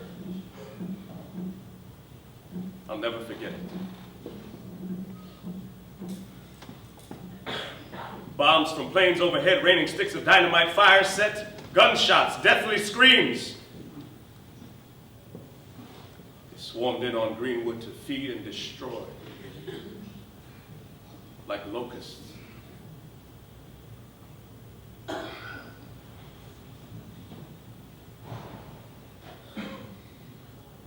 Elderly couple, shot in back of head while praying on knees.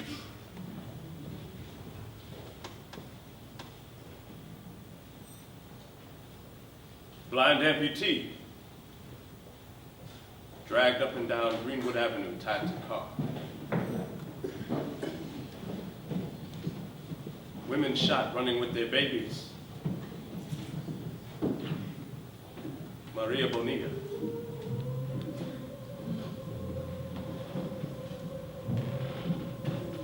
Sisters running in streets with elderly mother. Shot down and bludgeoned. Marched through the streets of Tulsa like outlaws, criminals. White crowds gathered on the hillside with their children to watch and cheer the destruction of the colored people. You, up there on the hill with your children and grandchildren, such unrighteousness I've never seen. Be not deceived. This destruction will rain upon you and yours for 3rd and 4th generations to come. Come on, family. Hold your head up. We'll start over. We'll rebuild everything. We'll restore it all, you'll see. We'll rebuild. We'll start over. Tulsa will redeem itself. It's their moral obligation to make restitution. You see,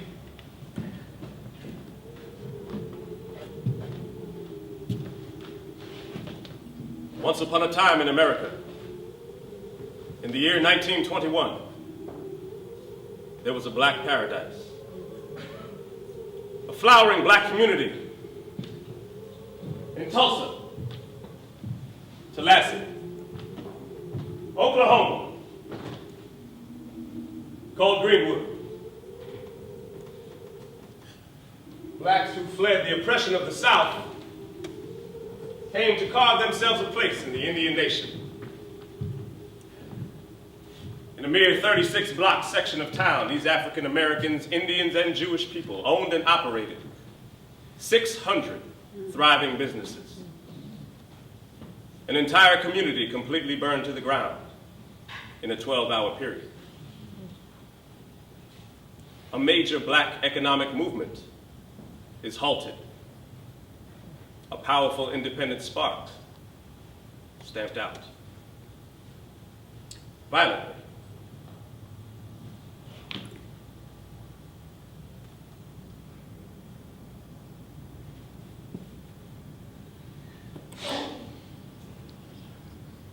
On to Rosewood. What will it bring? Say, have you heard the story of a little colored town?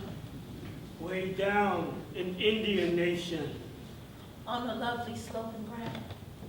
With its pretty little houses. As you ever chance to see.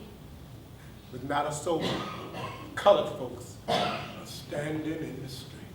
Oh, it's a pretty town. And Negroes owned it too, with not a single white man there To tell them what to do. In Greenwood. Yes.